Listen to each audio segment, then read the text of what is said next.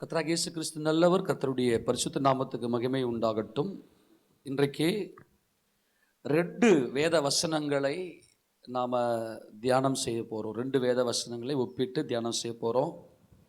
இன்றைக்கி பரிசுத்த ஆவியானவர் நம்முடைய இருதயங்களிலே நிரப்பி நம்மளை கிறிஸ்துவுக்குள்ள திடப்படுத்துவாராக. இந்த வேத வசனங்கள் எல்லாம் நம்முடைய வாழ்க்கையில் எவ்வளவு ஜீவனை உண்டாக்குகிறது, அது எவ்வளவு முக்கியமானது, இந்த வாழ்க்கையினுடைய நோக்கம் என்ன என்பதை நாம் புரிந்து கொள்ள போகிறோம். காலையில் நம்மோடு ஆண்டவர் வாக்குத்தத்தத்தை மகிமையாய் நமக்கு இடைப்பட்டார். நான் நினைக்கிறேன் அதெல்லாம் பொன் எழுத்துக்களிலே பதிக்க வேண்டிய சத்தியங்கள். எத்தனை பேர் விசுவாசிக்கிறீங்க? ஆமேனா? மகிமையான சத்தியங்களை தேவன் நமக்கு வெளிப்படுத்தி கொடுத்தார். நமக்கு எவ்வளவும் தகுதி இல்லை. தேவனே நம்ம இறக்க வச்சு அவருடைய அநாதி தீர்மானத்தின்படி நம்மை தெரிந்து கொண்டு அவருடைய இரக்கத்தினாலே நமக்கு அவர் இந்த சத்தியங்களை வெளிப்படுத்தி கொடுக்கிறார். தூளும் சாம்பலமாக இருக்கிற நம்மை அவர் விசேஷ விதமாக தெரிந்து கொண்டிருக்கிறார். அதனால் இன்றைக்கி இந்த 2 வேத வசனங்களை நம்ம ஏற்கனவே கேட்ட சத்தியம்தான், அதை பதிவு செய்யும்படியாய் நான் கொண்டு வருகிறேன். என்ன அப்படின்னாக்கா, யாக்கோபினுடைய கருவறை முதல் கல்லறை வரைக்கும் யாக்கோபினுடைய யுத்தங்களும் வெற்றிகளும், யாக்கோபுடைய யுத்தங்களும் வெற்றிகளும். ஏன் நமக்கு இந்த யுத்தம் நமக்கு தேவை? ஏன் நமக்கு இந்த யுத்தம் தேவை? ஏன் நம்முடைய வாழ்க்கையில் யாக்கோபு மாத்திரம் ஏன் இவ்வளவு பெரிய பயங்கர தீவிரமாய் அவர் இருந்தார் என்பதை குறித்து நாம் பார்க்க போகிறோம். வாசிக்கலாம். ஆதியாகமத்தின் புத்தகம் 32வது அதிகாரத்தில் 27, 28 வசனங்களை வாசிக்கலாம். அவர் உன் பேர் என்னவென்று கேட்டார். யாக்கோபு என்றான்.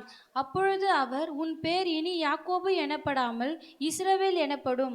தேவனோடும் மனிதரோடும் போராடி மேற்கொண்டாயே என்றார். தேவனோடும் மனிதனோடும் போராடி மேற்கொண்டாயே என்று இங்கே கர்த்தர் யாக்கோபின் மேலே ஒரு மாபெரும் ஆசீர்வாதத்தை காண்பிக்கிறார். யாக்கோபுடைய யுத்தங்கள் போராடி, அப்ப தேவனோடும் மனிதனோடும் போராடுகிற இந்த போராட்டம் தான் இந்த யாக்கோபுடைய வாழ்க்கையில் இருந்திருக்கிறது. அவர் போராடி ஜெயங்கொண்டார். ஏன் இந்த போராட்டம்? கர்த்தர் சொல்றார், யாக்கோபுடைய யுத்தங்களும் யாக்கோபுடைய வெற்றிகளும். யாக்கோபு யாரோடு யுத்தம் பண்ணினார் என்றால், அவர் தேவனோடு யுத்தம் பண்ணினார். அடுத்தது மனிதனோடு யுத்தம் பண்ணினார். மனிதனோடு யுத்தம் பண்ணினார் என்பது மனிதர்களோடு அல்ல, மனிதர்கள் அல்ல, மனிதனோடு. அதை கவனிங்க, மனிதர்களோடு அல்ல, மனிதனோடு. Not for men, man. நீ மனிதன் என்பது யாக்கோபை காண்பிக்கிறது, யாக்கோபினுடைய மாம்சத்தை காண்பிக்கிறது. யாக்கோபுடைய மாம்சம். தேவன் என்பது தேவன் ஆவியா இருக்கிறார். ஆவியா இருக்கிற தேவனோடும் உன்னுடைய மாம்சம் செயல்படுகிறது. உன்னுடைய மாம்சத்தோடு நீ போராடி நீ மேற்கொண்டாய். யாக்கோபே உடைய யுத்தங்களும் உடைய வெற்றிகளும் மகத்துவமானவைகள் என்று சொல்லிதான் யாக்கோபை அவர் இஸ்ரவேல் என்று அவர் ஆசீர்வதிக்கிறார். அன்பான தேவஜனமே, யாக்கோபு ஏன் யுத்தம் பண்ணினார்? நம்ம எல்லாரும் யாக்கோபுடைய சந்ததி, ஆவிக்குரிய இஸ்ரவேலர்கள் என்று அப்போஸ்தலர் பவுல் சொல்றாரு. இந்த சத்தியத்தை நீங்கள் கொஞ்சம் கூர்ந்து கவனிப்பீர்களே ஆனால், தேவன் இன்றைக்கு மகிமையான காரியங்கள் நமக்கு வெளிப்படுத்துவார் என்று நான் கர்த்தர்களை விசுவாசிக்கிறேன். நம்ம எல்லாரும் சபைக்கு வருவதன் நோக்கம் என்ன? எத்தனையோ பேர் இன்னைக்கு அற்புதங்களையும் அதிசயங்களையும் பெற்றுக்கொண்டு நாங்கள் இந்த பூமியிலே எங்கள் மனம் போன போக்கில் வாழ போகிற சொல்லிட்டு போனவங்களை எவ்வளோ பேர் இருக்கிறாங்க இன்னைக்கு. ஆனால் சபையிலே நம்மை கர்த்தர் வைத்திருக்கிறார் என்றால், நாம் தேவனுடைய பிள்ளைகளாய் தேவனை முகமுகமாய் தரிசிக்கும்படியாக தேவன் நம்மை அழைத்திருக்கிறார். இந்த அழைப்புக்கு தான் சத்தியங்கள் நமக்கு தேவை. அப்போ கர்த்தர் இங்கே என்ன சொல்றாருன்னா, யாக்கோபை இஸ்ரவேல் என்பது தேவனுக்குள்ள மறைந்திருந்த ஒரு மகிமையின் ராஜ்யம், கிங்டம். அது கிங்டம். அந்த கிங்டமுக்கு பியூட்டி தேவை. அதுக்கு understanding, wisdom, understanding, beauty, kingdom, இது 4ம் சேர்ந்தது. இது ஞானம், புத்தி, அறிவு, விவேகம் என்பவைகளோடு சம்பந்தப்பட்டது. இதையெல்லாம் கர்த்தர் என்ன செய்கிறார்னா, நமக்கு இந்த சத்தியங்களை எல்லாம் நமக்கு வெளிப்படுத்தி காண்பித்தார். அப்போ யாக்கோபுக்கு இந்த தேவனுக்குள்ள மறைந்திருந்த தேவனுடைய ராஜ்யம், தேவனுக்குள்ள மறைந்திருந்த தேவனுடைய ராஜ்யம் இஸ்ரவேல். இஷ் என்றால் மனிதன், ஏல் என்றால் தேவன். ஆக ரேஷ் இடையில பார்த்தீங்கன்னா ரேஷ், ருவாக் எலோகிம், பரிசுத்த ஆவியானவர் இந்த யாக்கோபுக்குள்ள வந்து ஒரு பூர்ண நிறைவை கொடுத்தார். ஆக தேவன் ஆவியா இருக்கிறார், ஏல் ஆவியா இருக்கிறார், மனுஷன் மாம்சத்தோடு இருக்கிறான். இவன் எப்படி தேவனுடைய பிரசன்னத்துக்குள்ளே போக முடியும் என்றால், இந்த வெளிச்சத்தை ஆபிரகாம் பெற்றார். இந்த ஆபிரகாமுடைய சந்ததியாகிய ஈசாக்கு யாக்கோபு என்பவர்கள் இந்த பூரண வெளிச்சத்திலே இவர்கள் நடந்து வந்தார்கள். இப்போ இதனுடைய இன்னொரு இந்த தேவனோடும் மனிதனோடும் போராடி மேற்கொண்டாய் என்கின்ற இந்த சத்தியத்தினுடைய சாராம்சம், இதனுடைய இந்த ஸ்பிரிட், இந்த ஆவி, இந்த வெளிச்சம், இந்த சத்தியத்தின் வெளிச்சம் எது என்றால் வெளிப்படுத்தின விசேஷம் 21:3. வெளிப்படுத்தின விசேஷம் 21:3 வாசிக்கலாம். மேலும் பரலோகத்திலிருந்து உண்டான ஒரு பெருஞ்சத்தத்தை கேட்டேன். அது, இதோ மனுஷர்களிடத்திலே தேவனுடைய வாசஸ்தலம் இருக்கிறது, அவர்களிடத்திலே அவர் வாசமாயிருப்பார், அவர்களும் அவருடைய ஜனங்களாய் இருப்பார்கள், தேவன் தாமே அவர்களோடு கூட இருந்து அவர்களுடைய தேவனாயிருப்பார். தேவன் சர்வ வல்லவர், சர்வ வியாபகர், அவர் நித்தியமானவர், அவர் அதரிசனமானவர், தாம் ஒருவரே ஞானம் உள்ள தேவன், தாம் ஒருவரே ஞானம் உள்ள தேவன். அவருக்குள்ள சர்வ வல்லமை, அவருடைய சர்வ வல்லமை, சம்பூர்ண வல்லமை தேவனுக்குள்ள இருந்தது. ஆனால் தேவனால் அன்பு கூறுவதற்கு யாரும் இல்லை. ஆக தேவன் அன்பு கூறுவதற்காக அவர் சித்தம் கொள்ளுகிறார். நான் மனுஷர்கள் மத்தியிலே நான் வாசம் பண்ண போகிறேன், நான் மனுஷர்களை சிருஷ்டிக்க போகிறேன். தேவன் ஆவியா இருக்கிறார். தேவன் தாம் ஒருவரே ஞானம் உள்ளவர், தாம் ஒருவரே ஞானம் உள்ள தேவன். எல்லாமே அவருடைய சர்வ ஞானத்தினாலே, சர்வ வியாபகத்தினாலே சிருஷ்டிக்கப்பட்டது. ஆக தேவனுடைய இந்த சித்தத்திற்கு எல்லாவற்றையும் நான் சிருஷ்டிக்க போகிறேன். சகலத்தையும் தேவன் தம்முடைய மகிமைக்காக சிருஷ்டித்தார். தம்மில் மனிதனில் அன்பு கூறுவதற்காக, தம்முடைய அன்பை வெளிப்படுத்துவதற்காக அவர் சிருஷ்டித்தார். ஆக எல்லாமே வல்லமைகள், எல்லாமே சிருஷ்டி. அதாவது இந்த சிருஷ்டி என்பது ஒரு குழப்பம். எல்லாமே பயங்கரமான வல்லமையில் இருக்கிறது, எல்லாம் குழம்பி போயிருக்கிறது. இந்த குழப்பத்திலிருந்து ஒரு ஒழுங்குக்குள்ள வருவதற்கு தான் இந்த போராட்டம். நான் மறுபடியும் சொல்லுகிறேன், அன்பான தேவஜனமே, இந்த சிருஷ்டியே ஒரு குழப்பத்தில் இருக்கிறது. chaos and order. அது அழுகையும் ஆனந்தமும். முதல்ல அழுக, அது குழப்பம். எப்போ அழுக வரணும்? குழப்பத்தில் இருக்கும் போது அழுக வரும். இப்போ இந்த பிரபஞ்சம் குழப்பத்தில் இருக்கிறது. ஏன்? தேவன் சர்வ வல்லவர், அவர் வல்லமைகளை படைக்கிறார். சகல வல்லமைகள், ஒவ்வொரு பொருளுக்கும் ஒரு வல்லமை இருக்கிறது. ஆக ஒவ்வொரு வல்லமையும் தன்னுடைய இயக்கத்தில் இயங்கிக் கொண்டிருக்கிறது. ஆனால் தேவனுடைய நோக்கம் என்ன அப்படின்னா, மனுஷர்கள் மத்தியிலே அவர் வாசமா இருக்க வேண்டும். அப்ப மனுஷர்கள் மத்தியிலே வாசமா இருக்க வேண்டுமே ஆனால் மனிதனை தம்முடைய சாயலாகவும் தம்முடைய ரூபத்தின்படியும் மனிதனை சிருஷ்டிப்பதற்காக தேவன் சித்தம் கொள்ளுகிறார். ஆக மனிதனுக்கு அறிவை கொடுக்கிறார். நான் மறுபடியும் சொல்லுகிறேன், தேவன் ஞானம் உள்ளவர், தாம் ஒருவரே ஞானம் உள்ளவர். தேவன் ஞானம் உள்ளவர் அல்ல, தாம் ஒருவரே ஞானம் உள்ளவர். மனிதனுக்கு அறிவை கொடுக்கிறார். இந்த அறிவை இவன் ஜெயிக்கணும். அதுதான் மனிதனோடு போராடுவது. இரண்டாவது, தேவனோடு போராடும். முதல்ல தேவனோடு போராடுவது என்பது தேவனை பற்றின அந்த ரகசியங்கள், தேவனை பற்றின ரகசியங்கள் எல்லாம் இந்த யாக்கோபு பெற்றுக்கொள்ளணும். நம்மளும் ஏதோ பிறந்தோம் வளர்ந்தோம், ஏதோ மனம் போன போக்கில் வாழ்ந்துட்டு செத்து போயிடணும் அப்படின்ற நோக்கத்தில் தயவு செய்து யாரும் இருக்காதீங்க. இந்த சத்தியத்தில் தேவன் நமக்கு வெளிப்படுத்தி கொடுக்கிற நோக்கம் என்னவென்று சொன்னால், நீ தேவனோடு மனிதனோடும் போராடி மேற்கொண்டாயே. நம்முடைய ஆத்துமா தேவனுடைய சாயலை, தேவனுடைய தன்மையை உடையது.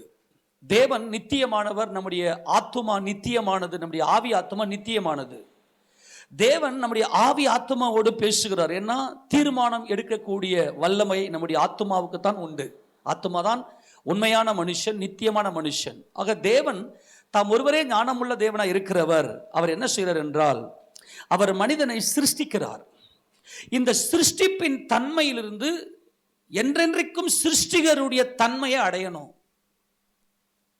நான் மறுபடியும் சொல்லுகிறேன், தேவனோடு போராடுவது என்பது இந்த சிருஷ்டிப்பின் தன்மையிலிருந்து, சிருஷ்டியானது அழிவுக்குரிய அடிமைதனத்திலிருந்து விடுதலையாக்கப்பட்டு தேவனுடைய பிள்ளைகளுக்குரிய சுயாதீனத்தை பெற்றுக்கொள்ளும் தேவனோடு போராடி மேற்கொள்வது என்பது, ஆண்டவரே நான் சிருஷ்டிக்கப்பட்டவன், இதுதான் நியாயப்பிரமாண சுயநீதி என்பது சிருஷ்டிப்பு. ஆனால் கிறிஸ்து என்ன செய்கிறார் என்றால், கிறிஸ்து தேவனுடைய குமாரனாக, வார்த்தையானவராக, ஆதியிலே வார்த்தை இருந்தது என்பது அதரிசனமான நித்தியமான தேவனுடைய வெளிப்பாடாக, குமாரனுடைய அன்பாக, தேவனுடைய வார்த்தை, நல்லா கவனிக்கணும், தேவனுடைய வார்த்தை என்கின்ற வெளிச்சத்தில் அடிக்கப்பட்ட ஆட்டுக்குட்டியானவராக, அந்த வார்த்தை என்பது அடிக்கப்பட்ட ஆட்டுக்குட்டியானவர். அவர் தேவன் ஆவியா இருக்கிறார், குமாரனும் ஆவியா இருக்கிறார். இந்த நித்தியம் நமக்கு புரிஞ்சாதான் இந்த மாம்சீக வாழ்க்கையில ஒரு போராட்டம் வரும். தேவனுடைய இந்த நித்திய நோக்கம், நித்திய திட்டங்கள் நமக்கு புரிந்தால் மட்டுமே இந்த வாழ்க்கையினுடைய அர்த்தம் நமக்கு புரியும். தேவனுடைய இந்த திட்டம் தெரியாததுனால மனுஷன் என்ன செய்யறோம்னா, இந்த பூமிக்குரிய வாழ்க்கையே கவலைப்பட்டு உட்கார்ந்து எடுக்கிறோம். நம்முடைய கவலை எல்லாம் தேவனோடும் மனிதனோடும் போராடி மேற்கொள்ளுகிற அனுபவத்துக்குள் இருக்க வேண்டும் என்பதற்காகவே நம்ம கவலைப்படணும். அந்த கவலை இருக்கணும், ஆவிக்குரிய கவலை. இந்த ரட்சிப்பை குறித்து நம் கவலை ஏற்றிருப்போமானால் எப்படி தண்டனைக்கு தப்பித்துக் கொள்வோம் என்று பவுல் எபிரேயருக்கு எழுதுகிறார். அப்போ தேவனுடைய இந்த தன்மை என்ன அப்படின்னா, மனுஷர்கள் மத்தியிலே தேவன் வாசமா இருக்க வேண்டும். அப்படியானால் சிருஷ்டி என்கின்ற அந்த தன்மையிலிருந்து மாறி சிருஷ்டி கர்த்தரை, அவரை தரிசிப்பது என்பது மாபெரும் உன்னத அனுபவம். அப்போ என்ன செய்றார் அப்படின்னா, குமாரன், குமாரத்துவம். அப்போ அதரிசனமான தேவனுடைய தற்சொரூபம், அதுதான் வார்த்தை. வார்த்தை என்பது வெளிப்படுவது. நான் மறுபடியும் சொல்லுகிறேன், ஆதியிலே வார்த்தை இருந்தது, அந்த வார்த்தை தேவனிடத்தில் இருந்தது, அந்த வார்த்தை தேவனாய் இருந்தது. அந்த வார்த்தை என்பதுதான் சேஷ்டபுத்திரன். சேஷ்டபுத்திரன் சர்வ சிருஷ்டிக்கும் முந்தின பேரு. ஆக தேவனுடைய வார்த்தையானவர் வெளிப்படுகிறார். அது அன்பின் குமாரனை வெளிப்படுத்துகிறது. இப்போ யாக்கோபு தேவனோடு போராடுகிறார். என்ன போராடுறாரு அப்படின்னா, இந்த சேஷ்டபுத்திரனை அடைய வேண்டும். சேஷ்டபுத்திர பாகமாக எப்படி குமாரன் தேவனுடைய வார்த்தையானவர் பிதாவாகிய தேவனை எப்படி முகமுகமாய் தரிசித்திருக்கிறாரோ, அவரை மட்டுமே அறிந்திருக்கிறாரோ, அதே போல நானும் தேவனை அறிய வேண்டும். குமாரனை போல, நல்லா கவனிங்க, குமாரனை போல வேற எந்த வல்லமையும், என் கண்ணில் காண்கிற எந்த மாயையும் என் ஆத்துமாவை தொடாதபடிக்கு, எந்த மாயையும் என் ஆத்துமாவை தொடாதபடிக்கு, எந்த மாயையும் என் ஆத்துமாவை தொடாதபடிக்கு, என் இருதயத்திலே மாசில்லாமல், எந்த ஒரு வல்லமையும் என் இருதயத்தை தொடாதபடிக்கு, என் இருதயத்தில் மாசில்லாமல் அதரிசனமாய் இருக்கிற வரை நான் தரிசிக்க வேண்டும். இதுதான் டார்கெட். தேவனோடு மனிதனோடும் போராடி மேற்கொண்டாய யாக்கோபே நீ இஸ்ரவேல் என்றால், இருதயத்திலே மாசில்லாதவராய் தன்னுடைய ஆத்துமாவை மாயைக்கு ஒப்பு கொடாமல் இருக்கணும்னா அதுக்கு தேவனுடைய இரக்கம் வேண்டும். அதுக்கு என்ன செய்யணும்னா, என்னுடைய அறிவை நான் மேற்கொள்ள வேண்டும். தேவனோடும் மனிதனோடும் போராடி மேற்கொண்டாயே. எல்லாம் கவனிக்கிறீங்களா? இயேசு கிறிஸ்துடைய உடல் சிலுவையில் ஆணி அடித்து கொல்லப்படும் இந்த உடல், இதுதான் மனிதன். உன் ஆத்துமா என்ன பண்ணணும்னா நல்லா புரிஞ்சுக்கணும். இப்போ வெளியே இருக்கிற சபைக்கு வெளியே இருக்கிற ஜனங்கள்லாம் பார்த்தீங்கன்னா, அவங்க என்ன நினைக்கிறாங்கன்னா, இந்த உடம்பு தான் வாழ்க்கை, இந்த உடம்புக்காக வாழ்ந்துட்டு போயிடுன்னு நினைக்கிறாங்க. இப்போ நாமளும் சபைக்குள்ளே வந்துட்டு ஆவி ஆத்மா சரீரத்தை பற்றி பேசினா இவர் இன்னும் புரியாத பாஷையில் பேசுகிறாருன்ற மாதிரிலாம் நினைக்காதீங்க. உங்கள் வாழ்க்கையே வீணாக போயிடும். ஆவி ஆத்மா சரீரத்தை குறித்த அறிவு உடையவன் தான் கிறிஸ்தவன். ஒரு நாள் மரிக்கிறோமே, நான் மரிச்சா நான் எங்கே போவேன் என்பது ஆத்மாவில் ஏற்படுற கேள்வி. இதெல்லாம் புரிந்து கொண்டு நாம் தாண்டி இப்போ நம்ம வேதத்தை ஆராய்ந்து பார்க்கிறோம். ஆக இந்த யாக்கோபு வாழ்க்கையில போராட்டத்திலேயே அவர் போராட்டத்திலே இருந்தார். ஆக இவர் என்ன செய்யணும்னா, இயேசு கிறிஸ்து சர்வ சிருஷ்டிக்கும் முந்தின பேரு, அவர்தான் சேஷ்டபுத்திரன், அவர்தான் அடிக்கப்பட்ட ஆட்டுக்குட்டியானவர். சகலத்தையும் குமாரனுக்கென்றும் குமாரனை கொண்டும், இந்த வசனம் எல்லாம் காட்டுறது நம்ம டைம் இல்லை, இதெல்லாம் முக்கியமானது. தேவன் இந்த சர்வத்தையும் அவர் எதற்காக சிருஷ்டித்தார் என்றால், குமாரனை கொண்டும் குமாரனுக்கென்றும் அவர் சிருஷ்டித்தார். ஆக குமாரனை கொண்டு என்பது 7, குமாரனுக்கென்றும் என்பது 70. 7 என்பது மனிதனுடைய ஆத்தும மீட்பு, 70 என்பது மனிதனுடைய சரீர மீட்பு. நான் மறுபடியும் சொல்லுகிறேன், 7 என்பது மனிதனுடைய ஆத்தும மீட்பு. ஆத்தும மீட்பு இல்லாமல் உன் சரீரம் மீட்கப்படாது. 70 என்பது சரீர மீட்பு. இந்த 70 என்பது நீதிமான்கள். 70 பேரீச்ச மரம். ஆக இயேசு கிறிஸ்து உலக தோற்றத்துக்கு முன்பதாகவே பிதாவின் சித்தத்தை செய்து முடிப்பதற்காக அவர்தான் 770 அவர் ஆத்துமாவை மீட்கும்படி மனிதனுக்காக மனிதனுடைய பாவத்தை தம்மேல சுமத்தி கொள்ள வேண்டும். சுமத்தி கொண்டு அவருடைய ஆத்துமா இந்த அறிவிலிருந்து மீட்கப்பட வேண்டும். நான் மறுபடியும் சொல்லுவேன், ஏன்னா தேவன் தாம் ஒருவரே ஞானமுள்ள தேவன். எல்லா கரங்களுக்கு சொல்லுங்க. ரகசியத்தை ரகசியம் புரிஞ்சிருச்சுன்னா உங்களை தேவன் ஆசீர்வதிப்பார். தேவன் தாம் ஒருவரே ஞானமுள்ளவர். கிறிஸ்து இயேசு பிதாவுடைய ரூபமாயிருந்தும் பிதாவுக்கு சமம் என்று பிதாவாகிய தேவனோடு கூட திட்டம் போடல, பிதாவின் திட்டத்துக்கு தம்மை ஒப்பு கொடுத்தார்.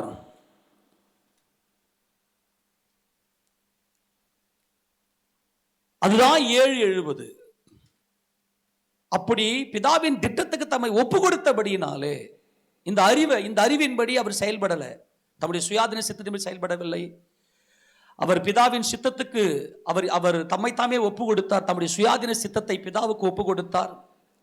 இந்த உலகத்தின் பாவத்தை சுமந்து கொள்ளும்படியாய் தேவன் இந்த உலகத்தில் குமாரனை அனுப்பும் போது அவர் எதிர்க்கவும் இல்லை, பின்வாங்கவும் இல்லை. நியாயமாய் தீர்ப்பு செய்கிறவருக்கு தம்மை ஒப்பு கொடுத்தார். இப்போ நம்ம என்ன செய்யணும் அப்படின்னா, தேவனோடு போராடி மேற்கொள்ள வேண்டும். தேவனோடு போராடி மேற்கொள்ள வேண்டும் என்பது இயேசு கிறிஸ்துவை போல தேவனை முகமுகமாய் அறிகிற அனுபவம். அதுதான் தேவனோடு போராடி மேற்கொள்வது. ஏன்னா தேவனை ஒருவரும் ஒரு காலம் கண்டதில்லை. பிதாவின் மடியில் இருக்கிற ஒரே பிறந்த குமாரனை அவரை வெளிப்படுத்தினார். ஆக இயேசு கிறிஸ்து தான் சேஷ்ட புத்திரன். சேஷ்ட புத்திரனுக்கு தான் ராஜாதிபத்தியம் கிடைக்கும். ராஜ்யம், கிங்டம் யாருக்கென்றால் சேஷ்ட புத்திரனுக்கு தான் கிடைக்கும். ஆக இந்த யாக்கோபு என்ன செய்கிறார் என்றால், இந்த ராஜ்யத்தின் மேலே அவருக்கு இருந்த பற்று அதுதான் நித்தியமானது என்பதை அவர் புரிந்து கொண்டவராய், அறிந்து கொண்டவராய் அவர் என்ன செய்கிறார் என்றால், தேவனுடைய இந்த திட்டத்துக்கு தம்மை ஒப்பு கொடுக்கிறார். நல்லா புரிந்து கொள்ளுங்க. இந்த வசனங்களை வாசித்து நம்ம கடந்து போகலாம். கொலோசியர் நிருபம் 1வது அதிகாரம் 15 வசனங்கள் வாசிக்க பார்க்கலாம். அவர் அதரிசனமான தேவனுடைய இந்த அவர் தான் ரொம்ப முக்கியம். இந்த அவர் என்பவர் நமது கர்த்தராகிய இயேசு கிறிஸ்து. அவர் அதரிசனமான, காணக்கூடாத பிதாவாகிய தேவனுடைய தற்சொரூபம் என்பது வார்த்தை. பிதாவின் நினைவு, பிதாவினுடைய ஞானமே, பிதாவாகிய தேவனுடைய ஞானமே யார் என்றால் குமாரன். அவர் அதரிசனமான தேவனுடைய தற்சொரூபமும் சர்வ சிருஷ்டிக்கும் முந்தின பேர். இவருக்கு தான் இந்த சேஷ்டபுத்திர பாகம். இதுதான் சேஷ்டபுத்திரன். கிறிஸ்து இயேசு தான் சேஷ்டபுத்திரன். அவர் என்ன செய்றார் என்றால், கிறிஸ்து இயேசு பிதாவுக்கு சமமாயிருந்தும் சமமாயிருப்பதை கொள்ளையடிக்காமல், அந்த கொள்ளை என்பது திருடு கொள்ளையடிக்காமல். இதெல்லாம் நம்ம ஏற்கனவே பார்த்துட்டோம். இந்த திருடுனா என்ன, பொய்னா என்ன என்பதை குறித்தெல்லாம் நம்ம பார்த்தோம். எப்படி எந்த மனுஷனும் பொய்யனே, திருடன் திருடவும் கொல்லவும் அழிக்கும் வருகின்றி வெறுக்கும் வரான். அப்போது இந்த உலகத்தில் நம்ம என்ன செய்யக்கூடாது என்றால், இதை ஜெயங்கொள்ளணும். இதெல்லாம் ஆராய்ந்து பார்த்து நம்ம ஜெயங்கொள்ளணும். அப்போது நமக்கு கொடுக்கப்பட்டிருந்த வாழ்க்கை எதற்காக அப்படின்னா, இந்த சேஷ்டபுத்திர பாகத்தை அடைந்து, சேஷ்டபுத்திர சுதந்திரத்தை அடைந்து கிறிஸ்து இயேசுவோடு கூட நித்திய காலமாய் ஆளுகை செய்ய வேண்டும். ஆளுகை செய்வதற்காகத்தான் தேவன் நம்ம அழைத்திருக்கிறார். அப்படியானால் தேவனோடும் மனிதனோடும் போராடி மேற்கொள்ள வேண்டும். தேவனோடு போராடி மேற்கொள்வது என்பது தேவனுடைய அந்த கிறிஸ்துவை குறித்த அந்த ரகசியங்கள், தேவனுடைய அந்த மகத்துவங்கள், தேவனுடைய மீட்பின் திட்டங்கள், அதை என்ன பண்ணனாக்க இயேசு கிறிஸ்துவை போல தம்மை தாமே வெறுமையாக்குகிற அந்த அனுபவத்துக்குள்ளே வருவதுதான் தேவனோடு போராடுவது. ஏன்னா அது குமாரத்துவம். தேவனை கண்டவர் குமாரன் மட்டுமே. அந்த தம்மை தாமே வெறுமையாக்குவதில் தான் தேவனோடு போராடி மேற்கொள்ற அனுபவம். அது கிறிஸ்துவின் சுபாவம். ஆக இந்த சேஷ்டபுத்திரன் என்பது தேவனோடு போராடுகிற அனுபவம். அப்போ தம்மை தாமே வெறுமையாக்கி தேவனுக்கு ஒப்பு கொடுத்தால்தான் இந்த மனிதனோட போராடி என்பது தன்னுடைய அறிவை ஜெயங்கொள்ள முடியும். இதுதான் இந்த அதரிசனமான தேவனுடைய தற்சொரூபம். அவரை போல, இயேசு கிறிஸ்துவை போல என்பதுதான் தேவனோடு போராடுவது.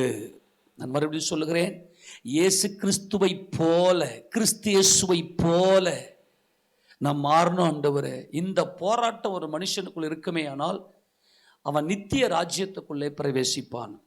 இதுதான் தேவனுடைய மீட்பின் திட்டம். மனிதனோடே போராடுவது என்பது தன்னுடைய இந்த உலகத்தில் இருக்கக்கூடிய இந்த மாம்ச அறிவை ஜெயங்கொண்டு நான் ஒன்றுமில்லை, சாந்தமும் மனத்தாழ்மை என்கின்ற இந்த கிறிஸ்துவின் ஆவி நமக்குள்ளே வர வேண்டும். இப்போ யாக்கோபுடைய இந்த போராட்டத்துக்கு என்ன காரணம், இதை நான் உங்களுக்கு சொல்லினே வரேன், நல்லா கூர்ந்து கவனிங்க. தொடர்ந்து வாசிக்கும் போது, ஏனென்றால் அவருக்குள் சகலமும் சிருஷ்டிக்கப்பட்டது, பரலோகத்தில் உள்ளவைகளும் பூலோகத்தில் உள்ளவைகளும் ஆகிய காணப்படுகிறவைகளும் காணப்படாததுமான சகல வஸ்துக்களும், சிங்காசனங்களானாலும் கர்த்தத்துவங்களானாலும் துரைத்தனங்களானாலும் அதிகாரங்களானாலும் சகலமும் அவரை கொண்டும் அவருக்கென்றும் சிருஷ்டிக்கப்பட்டது. நீங்க இந்த உலகத்துல நீங்க எதை பார்த்தாலும் அது இயேசு கிறிஸ்துவுக்கென்று சிருஷ்டிக்கப்பட்டது என்ற பார்வை உனக்குள்ள வந்துடணும். அது இயேசு ராஜாவுக்கென்று சிருஷ்டிக்கப்பட்டது. மீதி என் கையில கொடுக்கிறது எல்லாம் இயேசப்பாவுடைய கிருபையில அவர் எனக்கு கொடுக்கிறார். இந்த ரகசியத்தை நாம் புரிந்து கொள்ள வேண்டும். நான் மறுபடியும் சொல்லுகிறேன், தேவனோடு போராடி மேற்கொள்வது என்பது இயேசு கிறிஸ்துவை போல 7 என்பது 7 என்பது சாந்தமும், 70 என்பது மனத்தாழ்மையும், 7 என்பது ஆத்தும மீட்பு, 70 என்பது சரீர மீட்பு. அவரை கொண்டும் அவருக்கென்றும், அவரை கொண்டு என்பது அவரை கொண்டு தேவன் சிருஷ்டிக்கிறார் என்றால் அந்த 7 என்பது பரிபூரணம், பூரணமானது, பிதாவின் சித்தத்துக்கு தம்மை ஒப்பு கொடுத்த கிறிஸ்து. அது ஆத்தும மீட்பு. இந்த மனுக்குலம் என்னை அறியவில்லை, இவர்கள் மாம்ச அறிவில் இருக்கிறார்கள், இவருடைய ஆத்துமாவை நீர் மீட்க வேண்டும் என் தேவனே, என் குமாரனே என்று பிதாவாகிய தேவன் தம்முடைய குமாரனுக்கு ஒரு கட்டளை கொடுத்தார். இந்த கட்டளைக்கு கீழ்ப்படிந்து அவர் சிலுவையிலே மரத்தில் தூக்கப்பட்டார் என்பது 7, அது ஆத்தும மீட்பு. 70 என்பது அவர் மகிமை அடைந்தது, மகிமையின் சரீரம், இந்த சரீரம் மீட்பு. அதுதான் அவன் கர்த்தரால் ஆசீர்வாதத்தையும் தன் ரட்சிப்பின் தேவனால் அவன் நீதியையும் பெறுவான். ரட்சிப்பின் தேவன் என்பது இந்த சரீர மீட்பை கர்த்தர் இங்கே சொல்லுது, சரீரம் மறுரூபம் அடைய வேண்டும். ஆக இந்த நோக்கத்தோடு கூட தேவன் இந்த உலகத்தை சிருஷ்டித்தார், ஆதாமை படைத்தார். இந்த ஆதாமோ இந்த மாம்ச அறிவை மகிமைப்படுத்தி விட்டான். இந்த மாம்ச அறிவு மனிதனோட, இந்த மனிதன் தம்மை தாமே ஒப்பு கொடுக்க வேண்டும். இந்த ஆதாம், நல்லா கவனிக்கணும், இந்த ஆதாம் என்ன செய்தார் என்றால், இந்த கனியை புசிக்கிற நாளில் சாகவே சொல்றார், நன்மை தீமை அறியத்தக்க விருட்சம். அவன் தீமையை பற்றி கொண்டு நன்மையை வெறுத்து விட்டான். ஆதாம் தீமையை பற்றி கொண்டு நன்மையை வெறுத்து விட்டார். நன்மை என்பது இந்த மாம்சத்தை தன் சகோதரனுக்காக பலியாக்குவது, தீமை என்பது இந்த மாம்சத்துக்காக வாழ்வது. ஆக ஆதாம் மாம்சத்துக்காக வாழ்வதை தெரிந்து கொண்டு நன்மையாகிய தன் சகோதரர்களுக்காக வாழ்கிற இந்த நன்மையை வெறுத்து விட்டார். மனுக்குலத்துக்குள்ளே ஒரே மனுஷனிலே பாவமும் பாவத்திலே மரணமும் உலகத்திலே பிரவேசித்தது. உலக தோற்றத்துக்கு முன்பதாகவே தேவன் தெரிந்து கொண்டவர்கள் எல்லாரும் சிதறப்பட்டு போனார்கள். ஆனால் கர்த்தர் இங்கே சொல்லுகிறார் எபிரேயர் நிருபத்தில், அவர் ஆபிரகாம், தேவ தூதருக்கு உதவியாக கை கொடாமல் அவர் ஆபிரகாமின் சந்ததிக்கு உதவியாக கை கொடுத்தார். இந்த ஆபிரகாம் என்கின்ற ஒரு மனுஷன் இந்த ஆதாமின் சந்ததியிலிருந்து சிதறடிக்கப்பட்ட, தம்முளால் தெரிந்து கொள்ளப்பட்ட இந்த ஜனங்களின் மத்தியில் இருந்து தேவனுடைய இந்த திட்டத்தை, மீட்பின் திட்டத்தை புரிந்து கொண்டு இந்த 7 அவரை கொண்டும் அவருக்கென்றும், எல்லாமே அவருக்கென்று, அவர் மகிமையின் ராஜா என்கின்ற வெளிச்சம் இந்த ஆபிரகாமின் சந்ததி பெற வேண்டும். அவர் என்ன செய்தார் என்றால், தேவ தூதருக்கு உதவியாக கை கொடாமல், தேவ தூதர்கள் வானத்திலிருந்து விழுந்தவர்கள், அவர் விழுந்து போன தேவ தூதருக்கு உதவியாக கை கொடாமல் அவர் ஆபிரகாமின் சந்ததிக்கு உதவியாக கை கொடுத்தார். ஏனென்றால் நமது கர்த்தராகிய இயேசு கிறிஸ்து தான் மெல்கிசேதேக்கின் முறைமையின்படியான பிரதான ஆசாரியராய் தம்முடைய சகோதரருக்காக தம்முடைய ஜீவனையை கொடுக்கும்படியாய் தம்மை ஒப்பு கொடுத்தார். இந்த 7 என்பது மெல்கிசேதேக்கின் முறைமையின்படியான ஆசாரியத்துவம். 7 என்பது ஆசாரியன், 7 என்பது ஆசாரியன். ஆசாரியன் என்பவன் தன் சகோதரனுக்காக பலி செலுத்தி பரிந்து பேச வேண்டும். 70 என்பது ராஜா. இந்த மெல்கிசேதேக்கின் முறைமையின்படியாய் கிறிஸ்துவானவர் நம்மை போல மனிதனாக இந்த பூமிக்கு வருவார். அவரை போல நான் வாழ வேண்டும், இயேசு கிறிஸ்துவை போல நான் வாழ வேண்டும் என்பதுதான் தேவனோடு போராடுகிற போராட்டம். ஒவ்வொரு நாளும் இன்னைக்கு நாம் தேவ சமூகத்தில் போராடுகின்ற போராட்டம் என்னவென்று சொன்னால், இயேசு கிறிஸ்துவை போல தம்மைத்தாமே ஒப்பு கொடுக்கிற இந்த அனுபவம் நமக்குள்ளே வர வேண்டும். மனிதனோட போராடுவது என்பது இந்த மாம்ச அறிவை நாம் மேற்கொள்ள வேண்டும். நம்முடைய சுயாதீன சித்தத்தை தேவனுக்கு ஒப்பு கொடுத்து கிறிஸ்துவை போல மாறுகிற அனுபவத்துக்குள் நம்ம ஒப்பு கொடுக்க வேண்டும் அன்பானவர்களே. ஆக தேவன் என்ன செய்கிறார் என்றால், இந்த ஆபிரகாமின் சந்ததிக்கு உதவியாக அவர் கை கொடுக்கிறார். ஏன் என்று வாசிங்க, அந்த எபிரேயர் நிருபம் 2வது அதிகாரத்தில், எபிரேயர் நிருபம் 2வது அதிகாரம் அங்கே 16வது வசனத்தை வாசிக்க பார்க்கலாம். ஆதலால் அவர் தேவ தூதருக்கு உதவியாக கை கொடாமல் ஆபிரகாமின் சந்ததிக்கு உதவியாக அவர் கை கொடுத்தார். கரங்களை உயர்த்தி எல்லாம் ஒரு ஆமென் சொல்லலாமா? ஏன் இந்த ஆபிரகாமின் சந்ததிக்கு ஒரு உதவியாக கை கொடுத்தார் என்றால், இந்த ஆபிரகாம் தான் இந்த விசுவாசத்துக்குள்ளாக வெளிப்பட்டார். இந்த விழுந்து போன மாம்ச அறிவில் விழுந்து போன இந்த ஆதாமின் சந்ததிக்கு பதிலாக இந்த ஆபிரகாம் தேவனுடைய மீட்பின் திட்டத்தை, குமாரனை குறித்த அந்த ரகசியத்தை பெற்று அவர் விசுவாசத்திலே வல்லவனானார். இந்த விசுவாசத்தை ஆபிரகாமுக்குள்ள தேவன் துவக்கி வைத்தார்.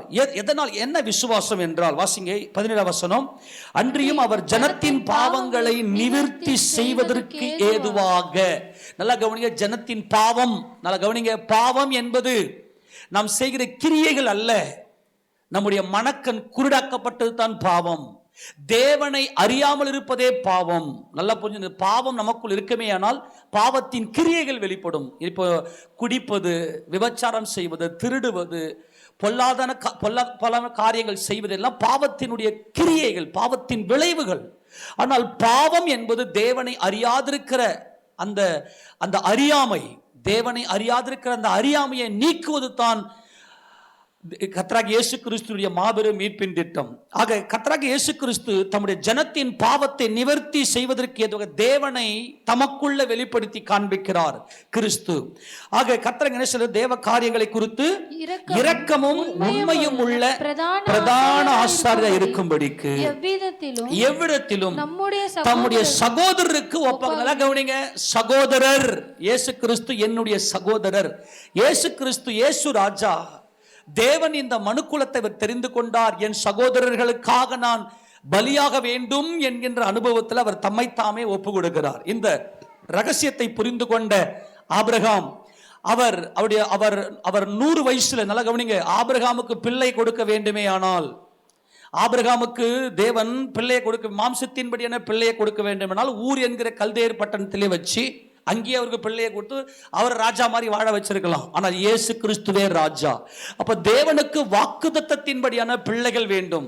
உலக தோற்றத்துக்கு முன்பதாகவே தேவன் தம்மால் தெரிந்து கொள்ளப்பட்ட பிள்ளைகளை இந்த உடன்படிக்கைக்கு நேராக இயேசு கிறிஸ்துவை போல தேவனோடு மனிதனோடும் போராடி மேற்கொள்ளக்கூடிய அனுபவம் வர வேண்டும். தேவனோடு போராடி மேற்கொள்வது என்பது கிறிஸ்துவின் சுபாவம்.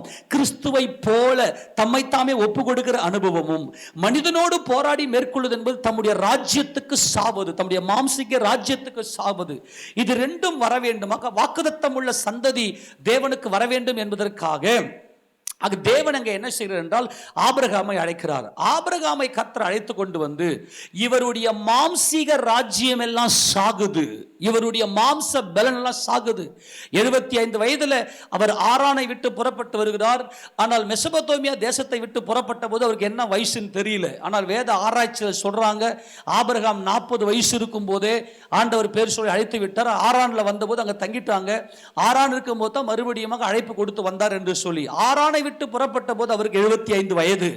ஆனால் ஆபிரகாமுக்கு வந்தவுடனே பிள்ளை கொடுக்கவில்லை. ஆபிரகாமுடைய சரீரம், இந்த மாம்சம், இவன் மாம்ச அறிவு, இவன் பலன் செத்தது. நல்லா கவனிக்கணும். இந்த ஈசாக்கை கர்த்தர் எப்பொழுது கொடுத்தார் என்று சொன்னால், ஆபிரகாமுடைய சரீரம் செத்து போனது. மெல்கிசேதேக்கின் முறைமையின்படியான இந்த பிரதான ஆசாரியர் என்பது 7:70. தன் சகோதரர்களுக்காக ஜீவனை கொடுப்பது என்பது 7, பூரணமாய் தன் சகோதரனை பூரணப்படுத்துவது என்பது 7, அவளை ராஜ்யத்துக்கு நேராக வழிநடத்துவது என்பது 70. ஆக இந்த ஆபிரகாம் என்ன செய்கிறார் என்றால், சரீரம் செத்து போனதை அவர் அறியவில்லை, உணரவில்லை. எப்படிங்க முடியும்? எந்த மனுஷனால முடியுமா? என் சரீரம் செத்து போச்சு, சாராளுடைய கர்ப்பம் செத்து போச்சு, சாராளுக்கு உதிரப்போக்கு நின்று விட்டது, அதனால இப்ப எங்களுக்கு பிள்ளை பெறுவதற்கு வாய்ப்பே இல்லை ஆக இந்த ஆபிரகாம் என்ன செய்கிறார் என்றால், மெல்கிசேதேக்கின் முறைமையின்படியான பிரதான ஆசாரியராய் தம்முடைய சகோதரர்களுக்காக தம் ஜீவனையே ஒப்பு கொடுத்த கிறிஸ்து இயேசுவை அந்த 770 என்கின்ற அனுபவத்துக்கு நேராக இந்த ஆபிரகாம் என்ன செய்கிறார் என்றால், 199 வயசுல தன்னுடைய மாம்சம் செத்து போனதையும் சாராளுடைய கர்ப்பம் செத்து போனதையும் எண்ணவில்லை. இதுதான் விசுவாசம். ஏன்? என் கர்த்தர் மரித்தோரிலிருந்து எழுந்திருக்கிற மகிமையின் கர்த்தர் அவர். கரங்களை சொல்லாமா? மரித்தோரிலிருந்து எழுந்திருக்கிறவர். ஆக செத்து போன கர்ப்பத்திலிருந்து என் கர்த்தர் ஜீவனை உண்டாக்க வல்லமை உடையவர். இதுதான் விசுவாசம். உங்களுக்கு என்ன தேவைன்னு மட்டும் நீங்க நோக்கி பாருங்க. அது ஏன் இப்படி போயிருச்சுன்னா ஆராய்ச்சியெல்லாம் யாரும் பண்ணாதீங்க. உங்க விசுவாசத்துக்கு நேராக உங்களை பலப்படுத்துங்க. உங்களை அழைத்தவர் உண்மையுள்ளவர். ஆண்டவர் என்னை அழைத்தாரு இந்த நோக்கத்திற்காக, இந்த வாக்குத்தத்தங்களை கொடுத்து அழைத்தார். ஆனா எனக்கு நடக்கிறதெல்லாம் வேற மாதிரி நடக்குதுன்னா சோர்ந்து போகாதீங்க. உங்களுக்குள்ள தேவனுடைய இந்த மீட்பின் திட்டம் புரிய வேண்டும். கிறிஸ்துவினுடைய அந்த திவ்ய சுபாவம் நமக்குள்ளே வர வேண்டும். கிறிஸ்துவினுடைய அந்த சேஷ்ட புத்திர பாகம், அதுதான் வாக்குத்தத்தத்தின் பிள்ளை. அந்த வசந்த வாசிக்கலாம். ரோமர்க்கு நிருபம் 4வது அதிகாரத்தில் 4வது அதிகாரம் 18 வசனம் 19 வசனத்தை வாசிக்கலாம். உன் சந்ததி இவ்வளவா இருக்கும் என்று சொல்லப்பட்டபடியே தான் அநேக ஜாதிகளுக்கு தகப்பனாவதை நம்புவதற்கு ஏதுவில்லாதிருந்தும் அதை நம்பிக்கையோடு விசுவாசித்தான். இந்த ஆபிரகாம் அநேக ஜாதிகளுக்கு நீ தகப்பனாவா என்று கர்த்தர் வாக்குத்தத்தத்தை கொடுத்தார். வாக்குத்தத்தம் மட்டும்தான் நமக்கு தேவை, மீதி எல்லாம் கர்த்தர் செய்வார். அதுக்கு நாம என்ன செய்யணும்னா, இந்த வாக்குத்தத்தத்தின்படியே நம்மை ஒப்பு கொடுக்க வேண்டும். அதுதான் மனிதனோடு போராடி மேற்கொள்வது. வார்த்தை நிறைவேறும். என் வாழ்க்கையில தேவனுடைய வார்த்தை நிறைவேறும். என்னுடைய வார்த்தை அல்ல, என்னுடைய நினைவுகள் அல்ல, தேவனுடைய வார்த்தை என் வாழ்க்கையில நிறைவேறும் என்கின்ற விசுவாசம் நமக்குள்ள வேண்டும். இதுதான் ஆபிரகாம் தேவனோடு மனிதனோடு போராடி மேற்கொள்ளுகிற ஒரு அனுபவத்துக்கு அவங்க ஒரு விதை போட்டவர், அந்த விசுவாசத்தை துவக்கி வைத்தவர். தொடர்ந்து வாசிக்கலாம் 19 வசனம். அவன் விசுவாசத்திலே பலவீனமா இருக்கவில்லை. அவன் ஏறக்குறைய 100 வயது உள்ளவனா இருக்கும்போது தன் சரீரம் செத்து போனதையும் சாராளுடைய கர்ப்பம் செத்து போனதையும் எண்ணாதிருந்தான். கரங்களை வைத்து சொல்லுங்க பார்க்கலாம். எப்படிங்க எண்ணாதிருந்தான்? இதாங்க விசுவாசத்தினுடைய அஸ்திபாரம், விசுவாசத்தினுடைய ஒரு மகிமை, ஒரு பூரண விசுவாசம். என்னவென்றால், என் கர்த்தர் எனக்கு வாக்குத்தத்தம் கொடுத்தார். வார்த்தையின் மேல, தேவனுடைய வார்த்தையின் மேல இருக்கக்கூடிய நம்பிக்கை. அவர் சொல்லியும் செய்யாதிருப்பாரா? கர்த்தருடைய வார்த்தை வெறுமையாய் திரும்புவது இல்லை என்கின்ற வெளிச்சம், இந்த விசுவாசம் இந்த ஆபிரகாமுக்குள்ள பூரணமாய் வந்து கிறிஸ்து இயேசுவினுடைய 770 என்கின்ற அந்த ஒரு பூரணத்துக்கான அஸ்திபாரம், பூரணத்தை கொண்டு 770 என்கின்ற பூரணத்தை கொண்டு வந்தவர் யாக்கோபு. ஆனால் அந்த 770 அந்த அஸ்திபாரத்தை விதைத்தவர் ஆபிரகாம். அவர் என்ன செய்கிறார்? அவர் இங்கே விசுவாசத்திலே வல்லவனாக வாக்குத்தத்தத்தின்படியான ஒரு சந்ததியை பெற்றெடுக்கிறார். இந்த வாக்குத்தத்தத்தின்படியான சந்ததி என்பது உலகத் தோற்றத்துக்கு முன்னே தேவனால் தெரிந்து கொள்ளப்பட்டவர்கள். நான் மறுபடியும் சொல்லுகிறேன், இன்னைக்கு பிறக்கிற குழந்தைங்கள்லாம் மாம்சத்தில் பிறக்கிறது. ஆனால் வாக்குத்தத்தத்தின்படியான பிள்ளைங்க பார்த்தீங்கன்னா இந்த அறிவை அழிச்சிடுவாங்க. அவங்களுக்குன்னு இருக்கக்கூடிய இந்த மாம்சீக பலனை அழிச்சிடுவாங்க. தனக்குள் இருந்து தேவனுடைய வார்த்தையின் வல்லமை வெளிப்படுத்துவாங்க. ஆக இந்த ஆபிரகாம் என்ன செய்கிறார் என்றால், அந்த மாம்ச வல்லமையை அழித்து அவர் மரித்தோரிலிருந்து உயிர்த்தெழுந்த இயேசு கிறிஸ்துவுக்கு ஒப்பனையாக தம் மாம்ச செத்து போனதிலிருந்து ஒரு ஈசாக்கை அவர் பெற்றெடுத்தார். ஈசாக்கு யார் என்றால் வாக்குத்தத்தத்தின் பிள்ளை. என் மாம்சம் நல்லா பலனா இருக்கும்போது நான் பிள்ளையை பெற்றெடுக்கிறேன்னா அது ஏன் பிள்ளை? எனக்கு நல்லா வாலிபம் இருக்கிறது, நான் வாலிப பையனா இருக்கிறேன், வாலிப பெண்ணா இருக்கிறேன் அப்படின்னு சொல்லி நான் பிள்ளையை பெற்றெடுக்கிறேன்னா அது ஏன் பிள்ளை? ஆனால் பிள்ளை பெறுவதற்கான ஏதுவே இல்லை. ஆனால் பிள்ளை பெற்றெடுத்திருக்கிறேன் என்பது வாக்குத்தத்தத்தின் பிள்ளை. தேவன் ஆபிரகாமுக்கு இந்த வாக்குத்தத்தத்தை கொடுத்துதான் இந்த ஈசாக்கை அவர் அழைத்தார். ஆக இயேசு கிறிஸ்துவினுடைய அந்த சுபாவத்துக்கு ஒரு ஆதாரமாக இங்கே ஆபிரகாம் அங்கே ஒரு மகிமையான காரியத்தை செய்து விசுவாசத்தை துவக்கி இந்த வாக்குத்தத்தின் பிள்ளையை பெற்றிருக்கிறார். இந்த ஈசாக்கு வாக்குத்தத்தின் பிள்ளை. எடுத்து வாசிக்க பார்க்கலாம். கலாத்தியர் நிருபத்தில் 4வது அதிகாரம், கலாத்தியர் புத்தகம் 4வது அதிகாரத்தில் 28 வசனத்தை வாசிங்க பார்க்கலாம். சகோதரரே, சகோதரரே, நாம் ஈசாக்கை போல வாக்குத்தத்த பிள்ளைகளாய் இருக்கிறோம். மாம்சத்துல பிறக்கல ஈசாக்கு. ஆமென் சொல்லுங்க பார்க்கலாம். ஏன்னா ஆபிரகாமுக்கும் சாராளுக்கும் வாலிபமே இல்ல, சரீரம் செத்து போச்சு, கர்ப்பம் செத்து போச்சு. ஆக இந்த சாராள் எப்படிப்பட்டவங்க அப்படின்னா, கூடாரத்தில் குடியிருக்கிற இயேசு கிறிஸ்துவினுடைய அந்த 7 என்கின்ற அனுபவத்தில் இருக்கிறவர்கள். நல்லா கவனிங்க. இந்த சாராள் எப்படிப்பட்டவங்க அப்படின்னாக்கா, 7 என்கிற அனுபவத்தில் கூடாரத்தில் குடியிருந்து மம்ரேயின் சபபூமியில கர்த்தர் இந்த பிள்ளையை குறித்த வாக்குத்தத்தங்களை கொடுக்கும் போது இந்த சாராள் அந்த கூடாரத்தில் இருந்து கொண்டு நகைத்தார்கள். அதனால தான் சாராளுடைய அனுபவம் இயேசு கிறிஸ்துவோடு கூட சிலுவையில் ஆணி அடிக்கப்பட்ட அனுபவம், 7 என்கின்ற அனுபவத்தோடு உள்ளவர்கள் தான் இந்த சாராள். இவங்க எப்படிப்பட்டவங்கன்னா, அடுத்தது ஈசாக்கு வருகிறார். ஈசாக்கு அவர் இயேசு கிறிஸ்து எப்படி பிதாவின் சித்தத்துக்கு தம்மை தாமே அவர் ஒப்பு கொடுத்தாரோ, பிதாவின் சித்தத்துக்கு பிதா ஒரு சித்தம் கொள்ளுகிறார், நீ இந்த காரியத்தை செய்ய வேண்டும் சொல்லி. அப்போ ஈசாக்கு என்ன செய்கிறார் என்றால், அவர் பிதாவின் சித்தத்துக்கு தம்மை தாமே ஒப்பு கொடுத்து அவர் பலிபீடத்திலே கடத்தின போது அவர் தம்மை தாமே பலிபீடத்திலே அவர் ஒப்பு கொடுத்தார், அப்பாவுடைய சித்தத்துக்கு ஒப்பு கொடுத்தார். இது கிறிஸ்துவின் சாயல், இது கிறிஸ்துவின் சாயல் அவர்கள் பெற்றுக்கொண்டார்கள். ஆக ஆபிரகாமுக்கு இந்த சேஷ்டபுத்திரன் என்கின்ற அந்த பாக்கியத்திற்கான வழி ஆபிரகாமுக்கு இல்லை. ஏனென்றால் ஆபிரகாமு கூட இந்த போராட்டம் இல்லை. நல்லா கவனிங்க. இந்த சேஷ்டபுத்திரன் என்பது அப்பாவின் சித்தம் செய்யணும். அப்பாவின் சித்தம் செய்யணும் அப்படின்னா தன் சகோதரன் மேல அன்பு கூற வேண்டும். சேஷ்டபுத்திர பாகத்தை அவர்கள் பெற்றிருத்தார்கள் என்று சொன்னால் அப்பாவுடைய ஸ்தானத்தில் இருந்து கொண்டு எல்லா பிள்ளைகளையும் பராமரிக்க வேண்டும். ஆக ஆபிரகாமுக்கு அந்த சேஷ்டபுத்திர பாகத்தை பெற்றுக்கொள்ளக்கூடிய அந்த வாய்ப்பு இல்லை. அதே போல ஈசாக்குக்கும் இல்லை. ஏன்னா சாராள் ஒரே பிள்ளையை பெற்றெடுத்தார்கள். ஆபிரகாமுக்கு பிள்ளை பிறந்துச்சு, ஆனால் சாராளுக்கு ஆபிரகாமு பிள்ளைகள் நிறைய பிறந்துச்சு இல்லையா. ஆகார் இடத்துல பிள்ளை பிறந்துச்சு, கேத்தூரால் இடத்துல பிள்ளைகள் பிறந்துச்சு. ஆனால் சாராள் இடத்துல உன் சந்ததி விளங்கும் என்று கர்த்தர் சொன்னதை போல அந்த ஒரே ஒரு சந்ததியாக இயேசு கிறிஸ்துவை ஈசாக்கு அந்த சந்ததி கிறிஸ்துவே என்று கலாத்தியர்ல நாம் வாசிக்கிறோம். வாசிங்க, இதுல 3:16 வாசிங்க. ஆபிரகாமுக்கும் அவனுடைய சந்ததிக்கும் வாக்குத்தத்தங்கள் பண்ணப்பட்டன. சந்ததிகளுக்கு என்று அநேகரை குறித்து சொல்லாமல் உன் சந்ததிக்கு என்று ஒருவனை குறித்து சொல்லியிருக்கிறார். அந்த சந்ததி கிறிஸ்துவே. அந்த சந்ததி கிறிஸ்து. ஆக ஆபிரகாமுக்குள்ள ஒரு பெரிய சந்ததி, மனுஷர்கள் மத்தியிலே வாசம் பண்ணக்கூடிய, இப்ப புரிஞ்சு போச்சா? மனுஷர்கள் மத்தியிலே தேவன் வாசம் பண்ண சித்தம் கொண்டார். இது ஆபிரகாமுடைய சந்ததின்றாரு. அந்த சந்ததி கிறிஸ்துவே.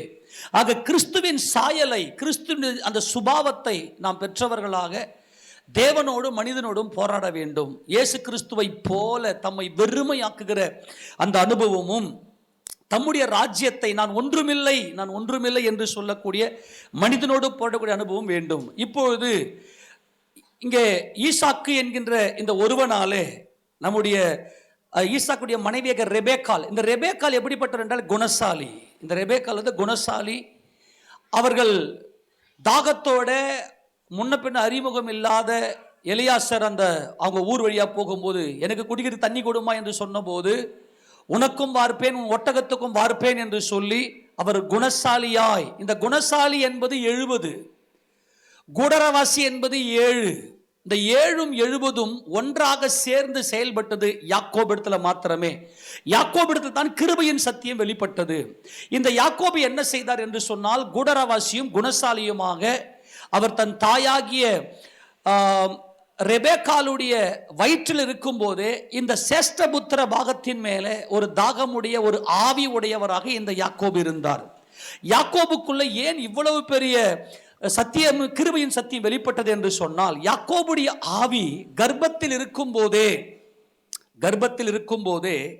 யாக்கோபுடைய ஆவி அந்த ஏசாவோடு கூட யுத்தம் பண்ணி, நான் தான் முதல்ல பிறப்பேன் என்கின்ற யுத்தம், நான் முதல்ல பிறந்து சேஷ்டபுத்திர பாகத்தை நான் பெற்றுக்கொள்ள வேண்டும். நான் மறுபடியும் சொல்லுகிறேன், யாக்கோபு எதில் ஸ்பெஷல் என்றால் அவர் கருவறையிலேயே யுத்தம் பண்ண ஆரம்பித்தார். கருவறை முதல் கல்லறை வரைக்கும் யாக்கோபுடைய யுத்தங்களும் வெற்றிகளும் தான் தேவன் பார்க்கிறார். யாக்கோபுடைய யுத்தம் நல்லா கவனிக்கணும். யாக்கோபுக்கு அங்கே கூடவே ஒரு சகோதரன் பிறக்கிறான். இப்ப தாயின் கருவுல பிள்ளைங்க உருவாகிற விதம் நமக்கு நல்லாவே தெரியும். ஒரு முறை பிள்ளை வந்து ஒரு ஒரு ஒரு ஒரு கருவுறும் போது குறைஞ்சது 30 கோடி உயிர்கள் அந்த கருவறைக்குள்ளே போகும். 30 கோடி உயிர்கள் கருவறைக்குள்ளே போகும் ஒரு முறை அவர்கள் சேரும்போது. அதுல குறைஞ்சது ஒரு 14 நாள் 10 நாள் வந்து அந்த அந்த அந்த கருக்கள் வந்து என்ன செய்யணும், அந்த கருவறைக்குள்ள தங்கி இருக்கும். அதுல ஒரு 14 நாள் கழிச்சு நல்ல பலனா இருக்கிற ஒரு கரு முட்டையில போய் அந்த அந்த அந்த உயிரணு ஒரு கருமுட்டையை போய் தொலைத்து அதுக்குள்ளே போயிட்டு கருவை உண்டாக்கினதும், நல்லா கவனிக்கணும், கருவை உண்டாக்கினதும் அந்த கருமுட்டையிலிருந்து ஒரு திரவம் சுரந்து மற்ற எல்லா கருக்களையும் மற்ற எல்லா உயிர்களையும் அழிச்சிடும். மீதி எல்லாம் வந்து மறுபடியும் கருவுற முடியாது. ஆனால் இரட்டை குழந்தை பிறக்கிறது என்பது, இந்த இரட்டை பிறப்பு இல்லையா, 2 குழந்தைகள் பிறப்பது என்பது ஒரே கருமுட்டையில் 2 கருக்கள் அப்படியே பிரியும். அதில் அது வந்து அது ஒரு இனவிருத்தி அடைந்து அந்த ஒரே கருமுட்டையில் கரு உருவான ஒரே கருமுட்டையிலேருந்து 2 கருவா பிரிஞ்சுது அப்படின்னா ஒரே பாலினத்தை சேர்ந்த குழந்தைகள் பிறக்கும். இப்போ உதாரணத்துக்கு பார்த்தீங்கன்னா 2மே ஆண் குழந்தையா பிறக்கும், 2மே பெண் குழந்தையா பிறக்கும். ஆமென் சொல்லுங்க. நான் சொல்றது புரியுதா? ஒரே கருமுட்டையிலிருந்து அந்த கருமுட்டை 2ஆ பிரியும். அப்படி பிரிஞ்சிச்சுன்னா 2மே ஆண் பிள்ளைகளாக அல்லது 2மே பெண் பிள்ளைகளாக இருக்கும். ஆனால் ரொம்ப ரேராக சில வேளைகளில் அந்த இரட்டை பிறப்புல ஒரு ஆண் பிள்ளை ஒரு பெண் பிள்ளை பிறப்பது என்பது பயங்கர ஒரு ஆச்சரியத்துக்குரியது. ஏன்னா ஒரு முறை கருவுற்றாலே அந்த கருவிலிருந்து ஒரு திரவம் சுரந்து மற்ற உயிரணுக்களை அழிச்சிடும். ஆனால் ரொம்ப ரேராக தேவனால் தெரிந்து கொள்ளப்படுற இரக்கத்தின்படியே ஒரு ஆண் ஒரு பெண் பிறப்பது என்பது 2 கருமுட்டை. அது அதிசயமான ஒரு நிகழ்வு. அது நீ மருத்துவத்திலே பார்த்தீங்கன்னா ஒரு ஆண் ஒரு பெண் பிறப்பது என்பது ரொம்ப அதிசயமான நிகழ்வு. அது 2 கருமுட்டையிலிருந்து வெவ்வேறு கருவுறுதல் நடக்கும். ஆனால் இங்கே யாக்கோபுக்குள்ள இங்கே இங்கே இங்கே ரெபேக்காலுக்குள்ள எப்படி நடந்துச்சு அப்படின்னா, ஒரு கருமுட்டை 2ஆக பிரிந்து 2 ஆண் பிள்ளைகள் இருக்கிறது. அப்போ இங்க ஈசாக்கு தன்னுடைய மனைவிக்காக ஜெபிக்கிறார். 20 வருஷ காலமா குழந்தை இல்லை.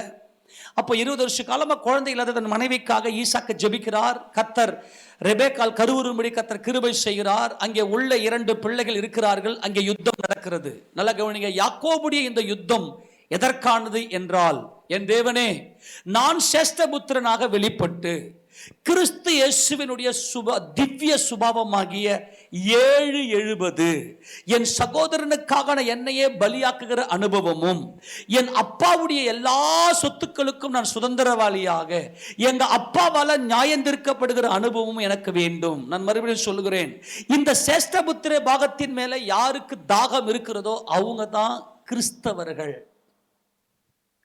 இந்த யாக்கோபுடைய யுத்தம் கருவறையிலேயே ஆரம்பித்து விட்டது. கருவறையிலேயே யாக்கோபுடைய யுத்தம் ஆரம்பித்தது. கருவறையிலேயே யாக்கோபு யுத்தம் பண்ண ஆரம்பித்தான்.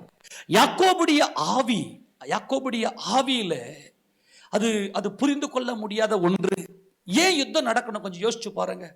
இப்ப ரெபேக்காலுக்குள்ள கருவறையில் இருக்கக்கூடிய இந்த பிள்ளைகள் ஒன்றோடு ஒன்று மோதி கொண்டிருக்கிறது. என்ன மோதல்? யாரு போய் மோதி இருப்பாங்கன்றீங்க? யாரு சண்டைக்கு போயிருப்பாங்கன்றீங்க? ஏசா தான் முதல் குழந்தை. அவர் தான் முதல் பிறக்கிற வயிற்றிலேயே பார்த்தீங்கன்னா அந்த முதல் பிறக்கிற அந்த இடத்துல வந்து ஏசா வந்து இருக்கிறார் போல் இருக்குது. அப்ப யாக்கோபு என்ன செய்கிறார் என்றால் அந்த பிளேஸுக்காக, அந்த சேஷ்டபுத்திர பாகத்துக்காக அவர் யுத்தம் பண்ணுகிறார். வேற என்ன நடந்திருக்காங்க? நம்முடைய ஆவி தேவனிலிருந்து புறப்பட்டது. இப்ப இயேசுராஜா சொல்றாரு, எங்க அப்பா என் பிதா எல்லாத்தையும் உருவாக்குறதுக்கு முன்னாடியே எதுவுமே என் பிதா உருவாக்கல, ஆனால் நான் மனுமக்களுடனே மகிழ்ந்து கொண்டிருந்தேன்னு சொல்றாரு. அதெல்லாம் ஆச்சரியமான, நம்முடைய கற்பனைக்கு எட்டாத, மனுமக்களுடனே என் பிதா தெரிந்து கொண்டவர்களோடு நான் மகிழ்ந்து கொண்டிருந்தேன்றாரு. நீங்க நீதிமொழி 8ஆம் அதிகாரத்தை வாசித்து பார்த்தீங்கன்னா சரி. இப்ப நான் என்ன கேட்கிறேன், இங்க யாரு போய் யுத்தம் பண்ணிருப்பாங்கன்றீங்க? ஏசா தான் முதல்ல பிறக்க போறான். அவன் நல்லா சிவப்பா இருப்பான், நல்லா கலரா இருப்பான், உடம்பெல்லாம் ரோமம் போர்த்தவன், ஹேரி. ஏசா என்றால் ஹேரி, நல்லா முடியினால் போர்த்தப்பட்டவன். இந்த யாக்கோபு அவ்வளவாய் அழகுள்ளவன் அல்ல. ஆனால் இந்த யாக்கோபு எப்படிப்பட்டவர் என்றால், குணசாலியும் கூடரவாசியும் என்கின்ற அனுபவத்துக்குள்ள யாக்கோபுடைய ஆவியில அப்படி இருக்கிறது. ஆக இங்க வேத வசனம் எப்படி அவர் ஈசாக்கை கர்த்தர் வாக்குத்தத்தத்தின் பிள்ளையாக ஆபிரகாமுடைய சரீரம் செத்து போயிட்டு சாராளுடைய கர்ப்பம் செத்து போயிட்டு அங்கிருந்து ஒரு பிள்ளையை தேவன் கொடுத்தாரோ, அதே போல ஈசாக்குக்கு உள்ளிருந்து அவர் யாக்கோபை விசேஷ விதமாய் தெரிந்து கொண்டார். நான் யாக்கோபை நேசித்து ஏசாவை வெறுத்தேன் என்று சொல்லுகிறார். அதுக்கு என்ன காரணம் என்றால், இந்த யாக்கோபுக்குள்ள இந்த சேஷ்ட புத்திரன் யாக்கோபுடைய கண்ணில் இருந்ததெல்லாம் 7 என்பது தன் சகோதரனுடைய ஆத்துமாவை இந்த மாம்ச அறிவில் இருந்து மீட்க வேண்டும். உண்மையிலேயே 7 என்கின்ற அனுபவம் நமக்குள் இருக்குமே ஆனால், தேவனை பற்றின அந்த வெளிச்சத்தை கொடுத்துக்கினே இருப்போம். இது 7 என்ற அனுபவம். இன்னைக்கு நிறைய குடும்ப ஜபங்களில் ஆத்தும மீட்பை குறித்த வெளிச்சம் கிடையாது. வீட்டில் யாரும் பேசுறது இல்லை. வீட்டில் போயிட்டு என் மனைவி, என் பிள்ளைங்க, என் குடும்பத்தார் தேவனோடு போராடி இயேசு கிறிஸ்துவை போல, தேவனோடு போராடுவது என்பது இயேசு கிறிஸ்துவை போல தன்னை வெறுமையாக்கி, இந்த சேஷ்டபுத்திர பாகத்தின் மேலே எனக்கு தாகம் நான் வாழ்ந்து கொண்டிருக்கிற இந்த ஒவ்வொரு நாள் வாழ்க்கையும் போராடி மேற்கொள்வதற்கு மட்டும், போராட்டமே அல்ல, போராடி மேற்கொண்டிருக்க வேண்டும், இளைப்பாறுதலை பெற்றிருக்க வேண்டும். இன்னைக்கு சபைகள் இன்னைக்கு சோரம் போயிருச்சு. உலகத்தாம இந்த வெளிச்சம் எல்லாம் பேசினா கூட புரிய மாட்டேங்குது. அதுக்கு பரிசுத்தாவின் அபிஷேகம் வேணும். ஏதோ நானும் வாழ்றேன்னு ஏசாவை போல வேட்டையில் வனசஞ்சாரியாக இந்த பூமியில் இருக்கிற வேட்டையாடி சாப்பிட்ற வேட்டைக்காரராக தான் இருக்கிறாங்களே தவிர கிறிஸ்துவை சாப்பிட மறுக்கிறார்கள். தேவன் நமக்கு கொடுத்த இந்த வாழ்க்கையை எதுக்குன்னா, உன் வாழ்க்கையில் ஒரு போராட்டம் இருக்கணும். அந்த போராட்டம் என்னன்னா, தேவனோடும் மனிதனோடும் போராடி மேற்கொள்ளக்கூடிய ஒரு அனுபவம் இருக்க வேண்டும். அதில் இந்த யாக்கோபுடைய போராட்டம் கருவறையிலே ஆரம்பித்து கல்லறை வரைக்கும் போச்சு. கருவறையிலிருந்து ஆரம்பித்து கல்லறை வரைக்கும் போச்சு. இப்போதான் நான் பிரசங்கத்தையே ஸ்டார்ட் பண்ணுறேன். ஏற்கனவே கேட்ட பிரசங்கம் தான் நான் பதிவு செய்து கொண்டிருக்கிறேன். நான் உண்மையே சொல்கிறேன், அந்த 9ஆம் மாதம் கரு வளர்ச்சிக்கான அந்த ஸ்தோத்திர கூட்டத்துக்கு கர்த்தர் மகிமையாய் வெளிப்பட்டார். நல்லா தேவனுடைய அந்த ஃப்ளோவை நான் பார்த்தேன். கர்த்தர் அந்த பிள்ளைகளை ஆசீர்வதிப்பாராக. ஏன்னா கர்த்தர் நம்ம அவ்வளவாய் நேசிக்கிறார். இப்போ நல்லா கவனிங்க, இந்த யாக்கோபுடைய யுத்தம் கருவறையிலேயே ஆரம்பிச்சது. கருவறையிலேயே சில வேளைகளில் சில பேர், ஐயோ எனக்கு கரு வராதா அப்படின்னு சொல்லி அந்த குழந்தைக்காக ரொம்ப ஏக்கமாக இருப்பாங்க. சில பேர் என்ன பண்ணுவாங்கன்னா, ஏண்டா இந்த கரு என் வயிற்றுல நின்றுச்சு தெரியலையே, ஐயோ இந்த கரு களைஞ்சிடாதா. சில வேளைகளில் பார்த்தீங்கன்னா இந்த கரு களைஞ்சிடாதா. ஆனால் கர்த்தர் அந்த கருவை தான் நேசிக்கிறார். அல்லேலூயா. அதுதான் வாக்குத்தத்தத்தின்படியான பிள்ளை, மாம்சத்தின்படியாய் பிறக்கிற பிள்ளை அல்ல. ஐயோ இந்த கரு களைஞ்சிடாதா என் வயிற்றுல, எதுக்குடா இந்த கரு. இப்போ நீங்கள் அந்த காலத்திலலாம் பார்த்தீங்கன்னா டசனில் பெற்று போடுவாங்க பிள்ளைங்கள. டசன்னா 10, 12 அப்படி இருக்கும். வீட்டுக்குள்ளே நிறைய நல்லா இருக்கும், டசன் கணக்கில் பெற்று போடுவாங்க. அதில் சில பேர் என்ன பண்ணுவாங்கன்னா, பிள்ளைங்கள்லாம் பெருசாகிட்ட பிறகு கர்ப்பமாயிட்டு இருப்பாங்க. சில அம்மாமார்கள்லாம், ஐயோ என் பிள்ளைங்களுக்கு எதிர நான் கர்ப்பமாயிட்டேன்னு. நீங்கள் பார்த்தீங்கன்னா வெஸ்டர்ன் கல்ச்சர்லாம் பார்த்தீங்கன்னா அதெல்லாம் பெரிய விஷயமே கிடையாது. நம்ம ஆட்கள்லாம் பார்த்தீங்கன்னா அப்படிலாம் யோசிப்பாங்க. அப்போ என்ன யோசிப்பாங்கன்னா, ஐயோ பிள்ளைங்க பெருசாக இருக்கும் போது இப்போ நான் குழந்தை பெற்றுறது, என் பிள்ளை குழந்தை பெற்றுக்கிற வயசில் எனக்கு குழந்தையா அப்படின்லாம் ரொம்ப யோசிப்பாங்க. நல்லா கொஞ்சம் சென்சிட்டிவாக இருக்கிறவங்க இல்லையா நம்ம கிராம சைட்லலாம். அதெல்லாம் பார்த்தீங்கன்னா சில பேர் என்ன பண்ணணும், ஏண்டா இந்த கரு அப்படின்ற மாதிரி யோசிப்பாங்க. ஆனால் தேவன் அந்த கருவை தான் கர்த்தர் நேசிக்கிறார். அதுதான் தேவனால் தெரிந்து கொள்ளப்பட்ட வாக்குத்தத்தத்தின்படியான பிள்ளை. அன்பான தேவஜனமே, இந்த ரெபேக்கால் போயிட்டு ஆண்டவர்கிட்ட விசாரிக்க போறாங்க. இப்படியானால் எப்படியோ கரு உள்ள யுத்தம் நடக்குதே, எனக்கு ஒன்றுமே புரியலையே, அந்த மாதிரிலாம் நடக்குமா இல்லையா? ரெபேக்கால் திருமணம் ஆகிறதுக்கு முன்னாடி நிறைய கருவுற்ற ஆளுக்கிட்டலாம் போய் பேசியிருப்பாங்க. எப்படி இருந்திருப்பாங்க? நார்மலாக இருந்திருப்பாங்க. ஆனால் எனக்கு மாத்திரம் ஏதோ சம்திங் ஹேப்பன் இன் மை என்னது கருவறையில் என்னமோ நடக்குதுன்னு சொல்லி உள்ளே போட்டு குழம்பி என்ன பண்ணுறாங்க, அவங்களுக்கு ஒரு போராட்டம். இப்படியானால் எப்படியோ என்பது ஒரு பயங்கரம். அந்த வசந்த வாசிங்களேன், அது நல்ல மகிமையான காரியமாக இருக்கும். வாசிங்க 25ஆம் அதிகாரம் ஆதியாகமத்தின் புத்தகத்தில், ஆதியாகமம் 25வது அதிகாரத்தில்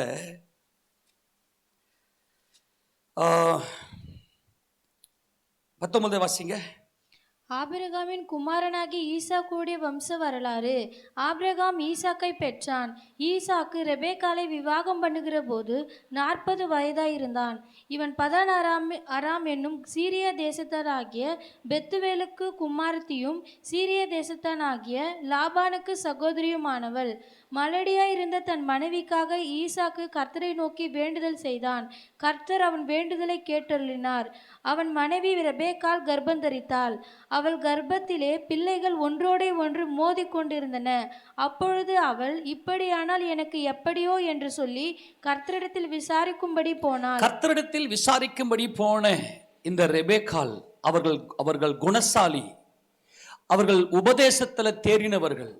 இந்த டாக்டரின்ல தேவனை கிறிஸ்துவை குறித்த உபதேசத்தில் இந்த ரெபேக்காள் தேறினவர்கள். கிறிஸ்துவினுடைய அன்புல குடரவாசி என்பது சாராளுடைய சுபாவம். இந்த யாக்கோபு எப்படிப்பட்டவர் என்றால், அவர் கூடரவாசியும் குணசாலியும் என்கின்ற தன்னுடைய தாயினுடைய சுபாவம், தன் தாயினுடைய போதகத்துக்கு இவர்கள் ஒப்பு கொடுத்தவராக, இவருடைய ஒரே டார்கெட் என்னவாக இருந்தது என்று சொன்னால், கிறிஸ்துவை போல. கிறிஸ்துவை போல என்பது 7 என்பது சாராள், 70 என்பது ரெபேக்காள். ஆக இந்த ரகசியத்தை இந்த யாக்கோபு தாயின் கருவறையில் இருக்கும் போதே யுத்தம் பண்ண ஆரம்பிக்கிற சேஷ்டபுத்திர பாகம். ஏனென்றால், என் கர்த்தர், என் கிறிஸ்து, என் ராஜா, என் ரட்சகர், என் ஆண்டவராகிய இயேசு கிறிஸ்து, என் யெகோவா தேவன், அவர் சர்வ சிருஷ்டிக்கும் முந்தின பேரு. அவரை கொண்டும் அவரை கென்றும் என் தேவன் சகலத்தையும் சிருஷ்டித்தார். அவர்தான் மகிமையின் ராஜா. மகிமையின் ராஜா என்பது தான் 70 கிங்டம், ஒரு ராஜ்யம், இஸ்ரவேல். ஆக இந்த ரகசியத்தை அறிந்தவராக யாக்கோபு, நன்மை தீமை இன்னும் அறியவில்லை, பிள்ளைகள் இன்னும் பிறக்கவில்லை, ஆனால் தேவனை தெரிந்து கொள்ளுதலின்படியே கர்ப்பத்தில் இருக்கும் போதே இந்த மூத்தவன் இளையவனை சேவிப்பான். ஆக இளையவன் ஒரு ராஜ்யத்துக்கு நேராக வருவான் என்கின்ற ரகசியத்தை அங்கே ரெபேக்காலுக்கு வெளிப்படுத்தி கொடுக்கிறார் ஆண்டவர். அப்ப ரெபேக்காலுக்கு இந்த ரகசியத்தை ஏன் அவர் வெளிப்படுத்தி கொடுக்கிறார் என்றால், இந்த யாக்கோபுடைய ஆவி, அதான் சொல்லிட்டேன், எனக்கு இந்த ரகசியம் புரியல. அங்க யுத்தம் நடந்திருக்குது. ஏன் யுத்தம் நடக்கணும்னு நான் கேட்கிறேன். அப்ப யாக்கோபுடைய ஆவி என்னவாக இருந்திருக்கணும்? சேஷ்டபுத்திரன், கிறிஸ்துவை போல. அவர்தான் பூரணர், அவர்தான் தேவனுடைய குமாரன். அவரை போல, தேவனோடும் மனிதனோடும் போராடி மேற்கொண்டா என்பது இயேசு கிறிஸ்துவை போல, லைக் ஜீசஸ், அவரை போல, குமாரனை போல. மனிதனோடு போராடி மேற்கொள்வது என்பது நான் ஒன்றுமில்லை, எனக்கென்று ஒரு ராஜ்யம் இல்லை, எல்லாம் கிறிஸ்துவின் ராஜ்யம். இந்த போராட்டம் என்னுடைய அறிவோடு போராட வேண்டும், இந்த ஆண் அறிவு பெண் அறிவு போராட வேண்டும். ஆக இவருடைய யுத்தம் கருவறையிலேயே ஆரம்பித்து விட்டது. இவர் தான் யுத்தம் பண்ணினார், மல்யுத்தம், ரெஸ்லிங், நப்தலி, போராடி மேற்கொள்ளக்கூடிய அனுபவம். அங்கே போய் விசாரித்த போது அதற்கு கர்த்தர், 2 ஜாதிகள் உன் கர்ப்பத்தில் உண்டாயிருக்கிறது, 2 வித ஜனங்கள் உன் வயிற்றிலிருந்து பிரியும், அவர்களில் ஒரு ஜனத்தார் மற்ற ஜனத்தை பார்க்கிலும் பலத்திருப்பார்கள், மூத்தவன் இளையவனை செவிப்பான் என்றார். நல்லா கவனிங்க, மூத்தவன் இளையவனை செவிப்பான் என்று இங்க கர்த்தர் சொல்லுகிறார். இங்க இந்த யாசா குழந்தை பாவம் என்ன பண்ணுச்சு இல்லையா? அந்த குழந்தை என்னையா பண்ணுச்சு? ஏன் கர்த்தர் பட்சபாதம் உள்ளவரா இருக்கிறாரு? அந்த குழந்தைங்க வயிற்றில் இருக்கும் போதே போயிட்டு ஆண்டவர் பேதம் பிரிக்கிறாரு அப்படின்னு அநேகர் கேள்வி கேட்கலாம்.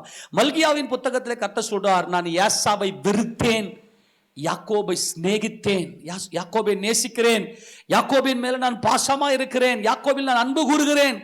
ஏன்? இந்த யாக்கோபுக்குள்ள கிறிஸ்து, இந்த யாக்கோபுக்குள்ள கிறிஸ்து. நீங்கள் கிறிஸ்துவின் உடையவர்கள் ஆனால் ஆபிரகாமின் சந்ததியாயும். அப்போ ஆபிரகாம் யார? கிறிஸ்துவை உடையவர். கலாத்தியர் 3:29 நீங்கள் கிறிஸ்துவின் உடையவர்கள் ஆனால் ஆபிரகாமின் சந்ததி. இந்த யாக்கோபு கிறிஸ்து உடையவர். கிறிஸ்து, நல்லா கவனிங்க, இந்த வெளிச்சம் கிறிஸ்து வெளிப்படவே இல்லை, ஆனால் பிதாக்களுக்கு கிறிஸ்து வெளிப்பட்டார். ஆதி முதலாய் இருக்கிறவர், பிதாக்களுக்கு வெளிப்பட்டவர், ஆதி முதலாய் இருக்கிறவர். 7 என்பது தன் சகோதரனுக்காக பலியாவது. பிதாவின் சித்தத்தின்படியாய் தேவனுக்கு முன்பதாக நான் ஒன்றுமில்லை என்று தேவனுக்கு முன்பதாக நிற்பது, தேவ சித்தம் செய்வதற்கு தம்மை தாமே ஒப்பு கொடுப்பது. 70 என்பது தன் சகோதரர்களுக்கு நன்மை செய்கிற ராஜ்யம். இதுக்காக போராடணும், ஒவ்வொருத்தரும் போராடணும், வீட்டில் சொல்லி கொடுக்கணும். வாழ்க்கையை இதுக்காகத்தான் வா, நம்மளாம் அழிஞ்சு போயிடுவோம். இந்த மாம்சம் மீட்கப்பட வேண்டுமே ஆனால், இந்த மாம்சம் ரட்சிப்பின் தேவனாலே நீதியை பெற வேண்டுமே ஆனால், நீங்கள் முதலாவது கர்த்தரால் ஒவ்வொரு நாளும் ஆசீர்வாதத்தை பெற வேண்டும். ஆசீர்வாதம் என்பது அதிசயம், ஒவ்வொரு நாள் அதிசயம். நீங்க அதிசயத்தை நான் வேலை செஞ்சு இன்னைக்கு வீட்டுக்கு வந்து அதிசயங்க, வாய்ப்பே இல்லை. என் கர்த்தர் என் கூட இருந்தார், அதெல்லாம் உணருங்க. இந்த உலகம் எப்படி போயிடுது, ஒவ்வொரு நாளும் அதிசயத்தை உணருங்க. கர்த்தருடைய பரிசுத்த நாமம் மகிமைப்படுவதாக. அன்பான தேவஜனமே, இந்த இடத்துல கர்த்தர் சொல்லுவது தொடர்ந்து வாசிக்கலாம். பிரசவ காலம் பூர்ணமான போது அவள் கர்ப்பத்தில் இரட்டை பிள்ளைகள் இருந்தது. மூத்தவன் சிவந்த நிறமுள்ளவனாயும் சர்வாங்கமும் ரோம அங்கி போர்த்தவனை போலவும் வெளிப்பட்டான். அவனுக்கு ஏசா என்று அந்த தோற்றத்தின்படியே பேர் வைக்கிறாங்க. இது கிறிஸ்துவுடைய சுபாவத்தை வெளிப்படுத்துவது இல்லையா? முழு உடம்பெல்லாம் முடி, நல்லா சிவந்த மேனி, அதனால ஏசா என்று சொன்னால் எப்படி நம்ம பேர் வைக்கலாம்? ஹேரி இல்லையா? அப்போ என்ன பண்ணலாம்? மயிரழகன் அப்படின்னு பேர் வைக்கலாம். அடுத்தது பின்பு அவன் சகோதரன். இப்போ கூட பேர் வைக்கிறாங்க, அப்படித்தானே பேர் வைக்கிறாங்க. யாசிகா, பிச்சைக்காரின்னு சொல்றத யாசிகா அப்படின்னு பேர் வைக்கிறாங்க. அப்புறம் இன்னும் நிறைய இந்த ஒரு தேவையில்லாத பேர் எல்லாம் என்ன பண்ணுவாங்க, நல்லா ஸ்டைலிஷா வச்சுக்கிறாங்க இல்லையா? அந்த மாதிரி ஹேரி, ஏசா அப்படின்னு பேர் வைக்கிறாங்க. அடுத்தது பின்பு அவன் சகோதரன் தன் கையினாலே ஏசாவின் குதிங்காலை பிடித்து கொண்டு வெளிப்பட்டான். அவனுக்கு யாக்கோபு என்று பெயரிட்டார்கள். இவர்களை அவள் பெற்ற போது ஈசாக்கு 60 வயதா இருந்தான். நல்லா கவனிங்க, ரெட்டை குழந்தை பிறக்கும் போது டிஃபரெண்ட் இருக்கும் இல்லையா? ஒரு டிஸ்டன்ஸ் இருக்கும். அதாவது ஒரு 5 நிமிஷம், ஒரு 10 நிமிஷம் அந்த மாதிரி ஒரு டிஸ்டன்ஸ் இருக்கும். ஆனால் ஏசா வெளிப்படும் போதே ஏசாவுடைய குதிகாலை பிடித்து கொண்டு யாக்கோபு வெளிப்படுகிறார் என்றால் செஷ்டபுத்திர பாகத்தை விட சரி. இப்ப யார் இதுல முதல்ல பிறந்தாங்க? இப்ப கவனிங்க, ஜாயிண்ட்லயே தான் வராரு. நல்லா கவனிக்கணும், ஏசா தான் முதல்ல வராரு. ஆனால் ஏசாவுடைய குதிகாலை பிடித்து கொண்டே இந்த யாக்கோபு வருகிறார். இப்ப நான் என்ன கேள்வி கேட்கிறேன்னா, ரெண்டு குழந்தைக்கும் ஒரு டிஃபரெண்ட் வேணும், ஒரு டிஸ்டன்ஸ் வேணும். இது மூத்தவன் இளையவன் அப்படின்னு சொல்றதுக்கு ஒரு டிஸ்டன்ஸ் இருக்கணும். எத்தனை செகண்ட் அப்படின்னு. இப்போ ஒரு குழந்தை முழுமையா வெளியே வந்துட்ட பிற்பாடு தான் இந்த டைம். ஓகே, 5 மணிக்கு 30 நிமிஷம் 42 செகண்ட்ல இந்த குழந்தை வெளியே வந்துச்சுமான்னு எழுதலாம். இப்போ இந்த குழந்தையுடைய கால் முழுசா வர, இந்த குழந்தையுடைய கால் வெளியே வந்த பிற்பாடு தான் அந்த குழந்தைக்கு டைம் எழுதணும். இந்த குழந்தையுடைய கால் வெளிப்படுவதற்கு முன்பதாகவே இன்னொரு கை வருதே. ஆமென் சொல்லுங்க. இப்ப என்ன செய்ய முடியாதுன்னா, இதுல மூத்தவன் இளையவன் என்று முடியாது. இவர் தான் யாக்கோபு தான் சேஷ்டபுத்திரன் அந்த ஒரு தாட்ஸ் வெளியே வருகிறது. நீங்க நல்லா புரிஞ்சுக்கணும். இப்போதானே நான் ரொம்ப டீப்பாக கூட்டு வர, கொஞ்சம் யோசித்து பாருங்க. இந்த யாக்கோபுடைய யுத்தம் எப்படிப்பட்டது என்றால், நல்லா கவனிங்க. அந்த வசந்த வாசி மறுபடியும் ரோமர் 9:10 வாசி. ரோமர் 9:10 வேகம் எடுத்து வாசி. வேகமேடு. இதுவும் அல்லாமல் நம்முடைய பிதாவாகிய ஈசாக்கு என்னும் ஒருவனாலே ரெபெக்காள் கர்ப்பவதியான போது பிள்ளைகள் இன்னும் பிறவாமலும் நல்வினை தீவினை ஒன்றும் செய்யாமலும் இருக்கையில் தேவனுடைய தெரிந்து கொள்ளுதலின்படி இருக்கிற. ஆமென் சொல்லுங்க பார்க்கலாம்.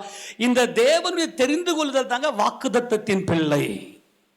எல்லாரும் ஆமென் சொல்லுங்க. எல்லாரும் ஆமென் சொல்லுங்க பார்க்கலாம். இந்த வாக்குத்தத்தத்தின் பிள்ளைனா என்னன்னா, உலக தோற்றத்துக்கு முன்னாடியே தேவனால் தெரிந்து கொள்ளப்பட்டவர்கள். இன்னைக்கு அநேக ஜனங்கள் பார்த்தீங்கன்னா மாம்சத்துல பெற்றெடுக்கிற பிள்ளைங்க, அந்த பிள்ளைங்க மேல தேவன் இரக்கமா இருக்கிறாரு. ஆனால் இந்த வாக்குத்தத்தத்தின்படியான பிள்ளைகளுக்கு மட்டும்தான் கருவறை முதல் கல்லறை வரைக்கும் யுத்தங்களும் அந்த யுத்தத்துல வெற்றிகளும் இருக்கும். நீங்க தேவனால் தெரிந்து கொள்ளப்பட்ட யாக்கோபை போல தேவனால் தெரிந்து கொள்ளப்பட்டவர்களாக நீங்கள் இருப்பீர்களே ஆனால், உங்க யுத்தம் எங்க ஆரம்பிச்சிருக்கோன்றீங்க? கருவறையிலிருந்து. சில குழந்தைங்க பிறந்ததுமே தூக்கி போட்டுருவாங்க. இந்த குழந்தை எனக்கு வேணாம், இந்த குழந்தைய சாகடிச்சிருங்க. நல்லா கவனிங்க, அது கருவறை முதல் கல்லறை வரைக்குமே இருக்கு, இந்த போராட்டம் இருக்கும், இந்த யுத்தம் இருக்கும். இந்த பூமியில ஒரு ஒரு ஒரு உலகமாக உருவாகிற அந்த நாள் முதற்கொண்டு இந்த உலக வாழ்க்கை முடிகிற வரைக்கும் அந்த யுத்தம் தொடர்ந்து கொண்டே இருக்கும். ஆக தேவனுடைய தெரிந்து கொள்ளுதலின்படி அவர் தொடர்ந்து வாசி, அவருடைய தீர்மானம் கிரியைகளினாலே நிலைநிற்காமல் அழைக்கிறவராலே நிலைநிற்கும்படிக்கு மூத்தவன் இளையவனுக்கு ஊழியம் செய்வான் என்று அவளுடனே சொல்லப்பட்டது. அப்படியே யாக்கோபை சிநேகித்து ஏசாவை வெறுத்தேன் என்றும் எழுதியிருக்கிறது வேதம் சொல்லுகிறது. அன்பான தேவஜனமே, தேவனால் தெரிந்து கொள்ளப்பட்டவர்களை கர்த்தர் ஒருவதும் கைவிட மாட்டார். அவங்க ஏதாவது தவறுகள், போராட்டங்கள், ஏதோ சம்திங்ல மாட்டின்னு விழுந்து போனாலும் அவர்களை மறுபடியும் தூக்கி அவர்களை கழுவி அவர்களை பரிபூர்ணப்படுத்தி அவர்களை மகிமையை கொண்டு வந்து சேர்ப்பதற்கு தேவன் நீதியும் உண்மையும் உடையவராக இருக்கிறார். ஆக இந்த யாக்கோபு என்ன செய்கிறார் என்றால், சேஷ்டபுத்திரன் என்கின்ற அந்த கான்செப்டுக்குள்ள ஏசாவை விடல. அல்லேலூயா! எவ்வளவு வாஞ்சை இயேசு ராஜாவின் மேல கருவறையிலேயே. இயேசு ராஜா அவர்தான் 7:70, நானும் 7:70 தேவனுடைய சித்தத்தை செய்ய வேண்டும் இந்த உலகத்தில். ஆக இந்த குடரவாசி குணசாலி என்கின்ற அந்த அனுபவத்துக்குள்ளே நான் வர வேண்டும் என்று சொல்லி கருவறையிலேயே இவருடைய யுத்தம் ஆரம்பித்தது. அது நம்முடைய ஆவியில தேவன் கொடுத்திருக்கிற அந்த ஒரு திட்டமும் அந்த ஒரு தீர்மானமும் நம்முடைய கிரியைகளின்படி நம்மை ரட்சிக்காமல் தம்முடைய தீர்மானத்தின்படியும் உலக தோற்றத்துக்கு முன்னே கிறிஸ்து இயேசுவுக்குள் கொண்டிருந்த அவருடைய தீர்மானத்தின்படியும் தேவன் நம்மை பரிசுத்த அழைப்பினாலே அழைத்திருக்கிறார் என்று தீமோத்தேயுக்கு அவர் எழுதுகிறார். அப்போ இந்த பிள்ளைகள் வளர்ந்ததுமே, வாசிங்க, தொடர்ந்து வாசிங்க. இந்த பிள்ளை பெரியவர்களான போது, பிள்ளைகள் பெரியவர்களான போது ஏசா வேட்டையில் வல்லவனும் வனசஞ்சாரியுமாய் இருந்தான். யாக்கோபு குணசாலியும் குடரவாசியுமாய் இருந்தான். இந்த குணசாலி குடரவாசி என்பது 7, குணசாலி என்பது 70. இங்க குடரவாசி என்பது தம்மை சிலுவையில் ஆணி அடித்துக் கொண்ட தன்னுடைய பாட்டி ஆகிய சாராளுடைய சுபாவமும், குணசாலி என்பது தன்னுடைய அம்மாவாகிய ரெபேக்காளுடைய சுபாவமும் அங்கே இந்த யாக்கோபு பெற்றுக்கொள்ளுகிறார். ஏனென்றால் இவர்கள் குணசாலியாக, இப்ப நீங்க பார்த்தீங்கன்னா தேவனால் தெரிந்து கொள்ளப்பட்டவர்கள், அவங்கள பார்த்தீங்கன்னா ரெஸ்ட் அப்படின்ற அவங்க வார்த்தையே வாயில வராது. பம்பர மாதிரி சுத்திக்கினே இருப்பாங்க. சில வீடுகளில் பார்த்தீங்கன்னா எப்போ பார்த்தாலும் சண்டை நடந்துக்கினே இருக்கும். நீ வேலை செய், நீ இதை போய் பண்ணு, நீ எதை பண்ணு. வீட்டு வேலை செய்யறதுக்கே பெரிய பிரச்சனை, பாகம் பிரிச்சு விடுவாங்க. இந்த பாரு, நான் சாமான் தேய்ச்சேன்னா நீ துணி துவைக்கணும், நான் வீட்டை பெருக்கினா நீ துணியை துணியை துவைச்சு வைக்கிறதோட என் வேலை முடிஞ்சு, நீ காய போடணும். இந்த மாதிரி இது தேவனால் தெரிந்து கொள்ளப்பட்டவர்கள் அல்ல என்பதை புரிந்து கொள்ளலாம்.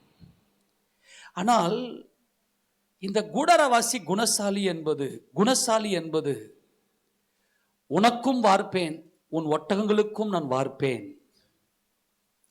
உனக்கும் வார்ப்பேன், உன் ஒட்டகங்களுக்கும் வார்ப்பேன். என் தகப்பனாகி ஈசாக்குடைய சொத்துக்கள் எனக்கு வேண்டாம், எல்லாமே என் சகோதரனுக்கு போகட்டும். ஆனா எனக்கு தேவை என் தேவனுடைய ஆசீர்வாதம், சேஷ்டபுத்திர பாகம். இந்த சேஷ்டபுத்திர பாகத்தின் மேல் தான் இந்த யாக்கோபுக்கு அவ்வளவு பெரிய வாஞ்சை. அந்த யுத்தம் கருவறையிலே ஆரம்பித்து அதில் ஜெயம் எடுத்து விட்டார். கரங்களை ஜெயம் சொல்லாமா? ஜெயம் எடுத்துட்டார் தானே? எப்படி? நீ தான் யாசதான் முதல்ல பிறந்தான்னு சொல்ல விட மாட்டேன்டா. ஆமே, நான் காலை பிடிச்சுக்கின்னு தான் நான் வருவேன். ஆக நானும் சேஷ்டபுத்திர பாகத்துக்கு பங்குடையவன், ஆக நான் போராடி மேற்கொள்கிறேன் என்று சொல்லி இந்த யாக்கோபு சேஷ்டபுத்திர பாகம் என்கிற மகிமையை சுதந்திரத்துக் கொண்டார்.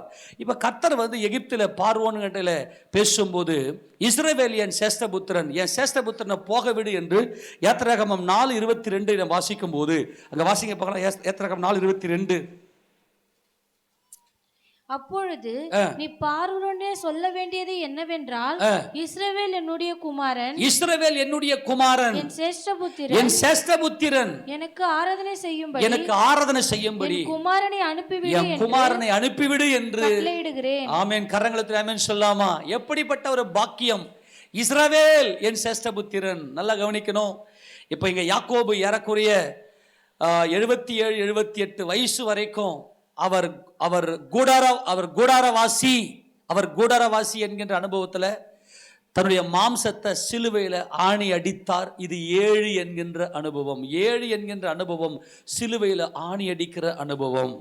இந்த 7 என்கின்ற அனுபவத்தில் ஏறக்குறைய தன்னுடைய வாலிபத்தை எல்லாம் தேவன் எனக்கு சொல்லுகிற வரைக்கும், தேவன் எனக்கு திருமண காரியத்தை தேவனே கொண்டு வருகிற வரைக்கும் நான் என்னுடைய மாம்சத்துக்கு நான் பலியாக மாட்டேன், இந்த அறிவுக்கு என் ஆத்துமாவை விட்டு கொடுக்க மாட்டேன், என் மாம்ச அறிவிலிருந்து என் ஆத்துமாவை மீட்டு கொண்டேன். 7 என்பது ஆத்தும மீட்பு, 70 என்பது சரீர மீட்பு. 70 என்பது சரீர மீட்பு.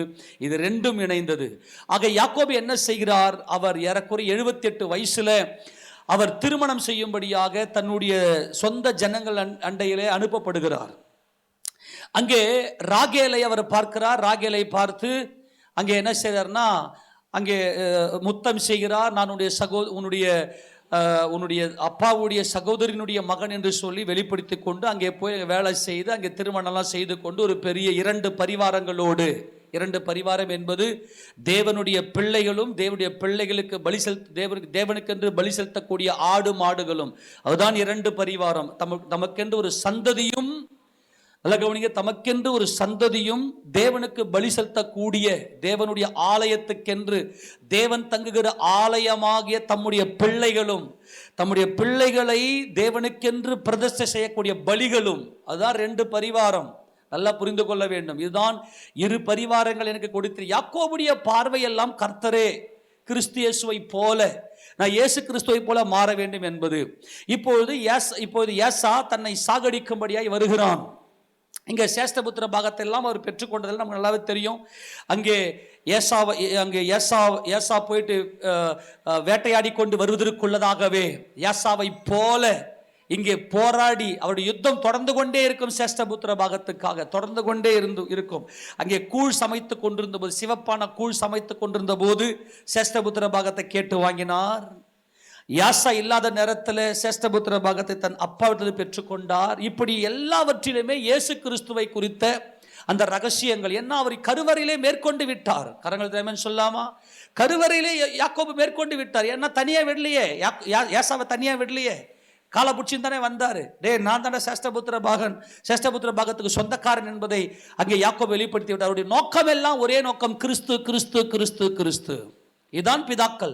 ஆதி முதலாய் இருக்கிறவரை அறிந்தவர்கள் தான் பிதாக்கள்.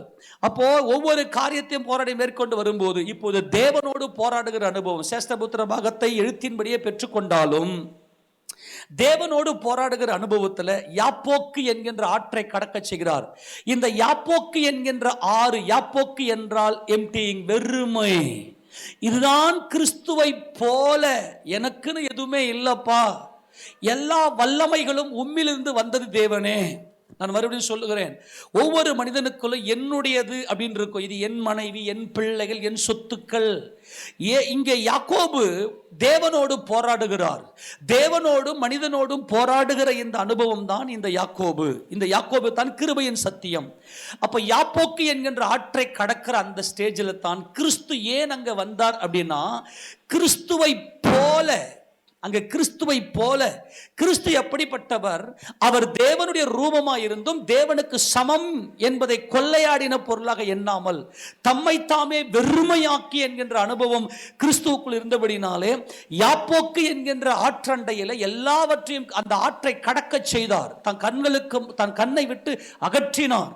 தன்னுடைய கண்ணை விட்டு அகற்றிவிட்டு தேவனுக்கு முன்பதாக தன்னை வெறுமையாக்கி தன்னுடைய மனதில், ஆண்டவரே நீர் அல்லவா என்னை சிருஷ்டித்தவர், இன்றைக்கு நான் என்ன செய்வேன் என்று சொல்லி தன்னை வெறுமையாக்கி கிறிஸ்துவை தன்னுடைய இருதயத்தில் பூரணமாய் கொண்டு வந்தார் அந்த யாப்போக்கு என்கின்ற ஆற்றங்கரையிலே. அதனால் தான் கிறிஸ்து அங்கே வெளிப்பட்டு விட்டார். இந்த யாப்போக்கு என்கின்ற ஆற்றண்டையிலே யாக்கோபு தேவனோடு போராடினார். தேவனோடு போராடி, உம்மை போல, என் தேவனுக்கு முன்பு என் தேவன் மாத்திரமே ஞானமுள்ளவர், என் தேவன் மாத்திரம் தாம் ஒருவரே ஞானமுள்ளவர், அவருடைய ஞானத்தில் சகலமும் சிருஷ்டிக்கப்பட்டது. இந்த ராகேல், லேயால், பில்கால், சில்பால், அப்புறம் ரூபன்ல இருந்து யோசேப்பு வரைக்கும் நான் பெற்றெடுத்திருக்கிற எல்லா பிள்ளைகளையுமே என் தேவனுடைய சித்தம், என்னுடையது அல்ல, எல்லாமே உம்முடையது ஆண்டவரே என்று சொல்லி இந்த யாக்கோபு தம்மை வெறுமையாக்குகிறார். இந்த வெறுமையில தான் தேவனோடும் மனிதனோடும் போராடி மேற்கொண்டாயே என்கின்ற அந்த அனுபவத்தில் உன் பேர் இனிமே யாக்கோபு எண்ணப்படாமல் இனிமே உன் பேர் இஸ்ரவேல் எண்ணப்படும் என்று சொல்லி அவர் என்ன சொல்ற, கர்த்தர் அங்கே ஆசீர்வதிக்கிறார். அங்கே ஒரு பரிபூர்ணமான ஆசீர்வாதத்தை அவர் பெற்றுக்கொண்டு இதில் தான் யாக்கோபு பயங்கரமான ஒரு ஜெயத்தை ஏறெடுக்கிறார். அவர் அங்கே வருகிறார், தம்முடைய குடும்பத்தை கானானுக்குள்ளே ரிட்டர்ன் வருகிறார். கானான் தேசத்துக்குள்ளே வந்து தன்னுடைய குடும்பத்தை வைத்திருக்கிற பயங்கரமான பஞ்சம் ஏற்படுகிறது. இந்த பஞ்சத்திலிருந்து பஞ்சம் படிப்பதற்காக எகிப்துக்கு உள்ளே போகிறார்கள். 7 என்கின்ற அனுபவத்தோடு தன் சகோதரனுக்கு முன்பாக 7 விசை அங்கே குனிந்து தரை மட்டும் வணங்கி எல்லா இரத்த பழிக்கும் நீங்களாக்கி 7 என்கின்ற அனுபவத்தோடு யாக்கோபு நிற்கிறார். 70 என்கின்ற அனுபவத்தோடு இந்த உலகத்தில் இருக்கிற எல்லா ஜனங்களையும் மீட்கக்கூடிய பொறுப்பு, உலகத்தில் இருக்கிற எல்லா 70 சந்ததி 70 ஜாதிகள், அதான் பார்த்தோம் காலையில் ஆதியாகமம் 10ஆம் அதிகாரத்தில் 70 ஜாதிகளை கர்த்தர் அந்த சேம் காம் யாபேத்தின் மூலமாய் அவர் பிறக்கச் செய்கிறார். இந்த 70 ஜாதிகளுடைய மீட்பினுடைய அடையாளமாக யாக்கோபு 70 பேரோடு எகிப்துக்கு உள்ளே போகிறார். எகிப்துக்கு உள்ளே போனதும் இப்ப யாக்கோபு வயது முதிர்ந்தவராக மாறிவிட்டார். எகிப்தினுடைய அங்கே பார்வோன் இருக்கிறார், பார்வோனுக்கு அடுத்தபடியாக யோசேப்பு இருக்கிறார். இப்போ யாக்கோபு மரிக்க போகிறார்.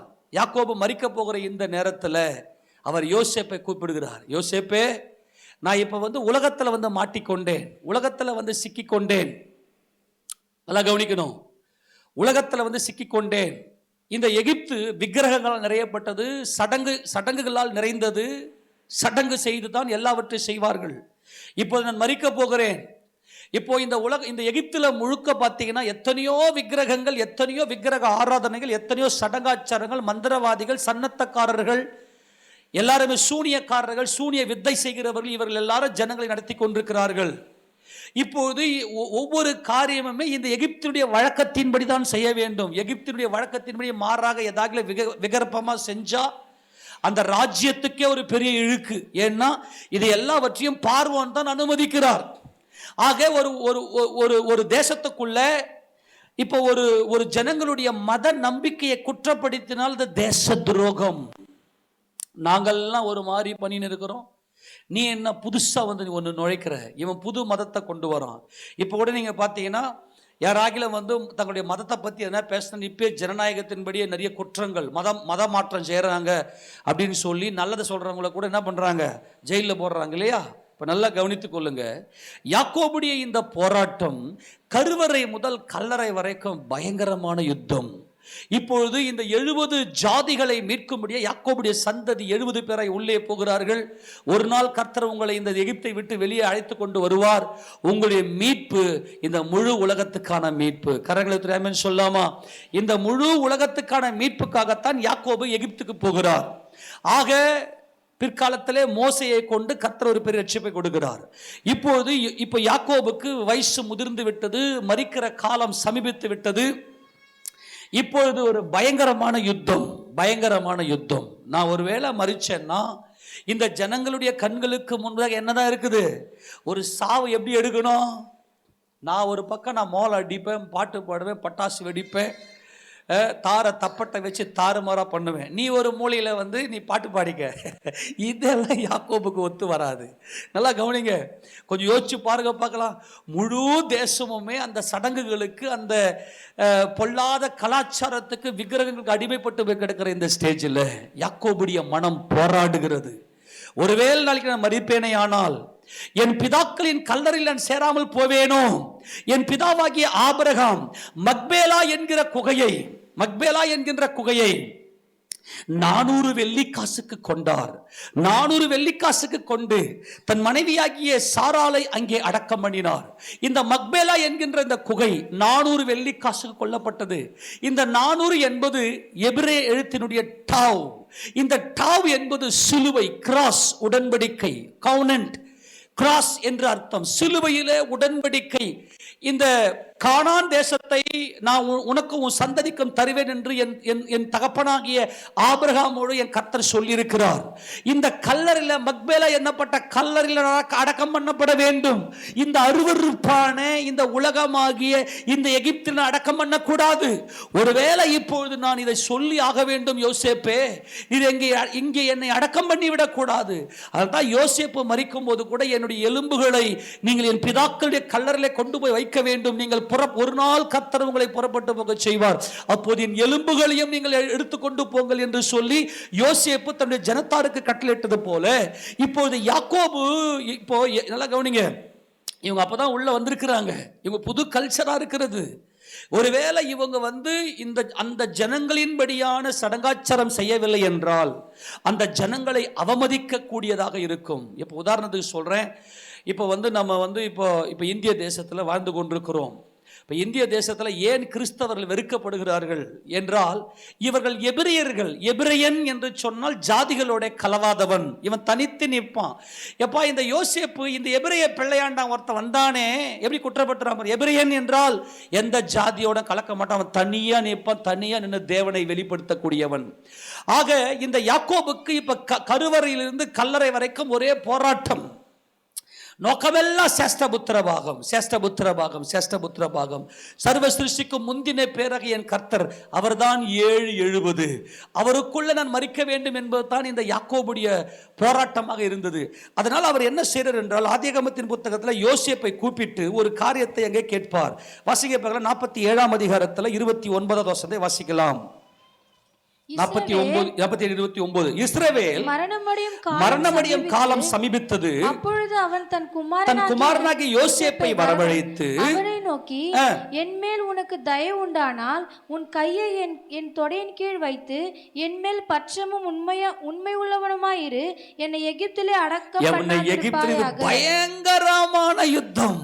அப்பா, நான் எப்படிப்பா இந்த பார்வோனிடத்துல போய் நீங்கள் செய்வது? இப்போ ஒருவேளை யோசேப்புடைய அப்பா மரித்து போனார்னு சொன்னா பார்வோன் என்ன செய்வார்? அவருடைய நினைவுகளின்படி நாங்கள் எப்படிலாம் சாவை அடக்கம் பண்ணுவோம் அந்த மாதிரி தார தப்பட்டை எல்லாம் வச்சு பயங்கரமா நல்ல பூஜைகள்லாம் பண்ணி மந்திர சூனியம் எல்லாம் பண்ணி நான் உங்க தகப்பனை அடக்கம் பண்றேன்னு பார்வோன் வருவார்.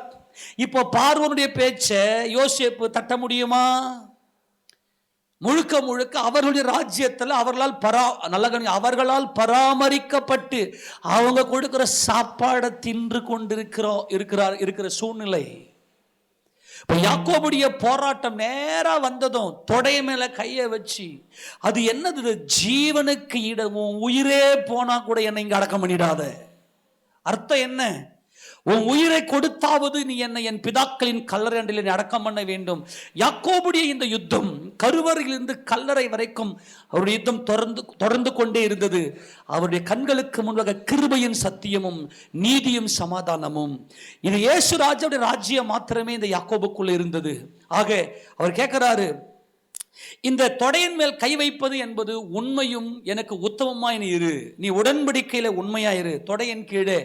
ஏனென்றால் கர்த்தராகிய இயேசு கிறிஸ்து இந்த பூமிக்கு வரும் அவருடைய தொடையின் மேலே தேவனுடைய வார்த்தையானவர் கர்த்தாதி கர்த்தா ராஜாதி ராஜா என்கிற வார்த்தை அவருடைய தொடையின் மேல் எழுதப்பட்டிருந்தது. நல்லா கவனிங்க, அந்த தொடையின் மேல் எழுதப்பட்டிருந்தது பராக்கிரமத்தை காண்பிக்கிறது.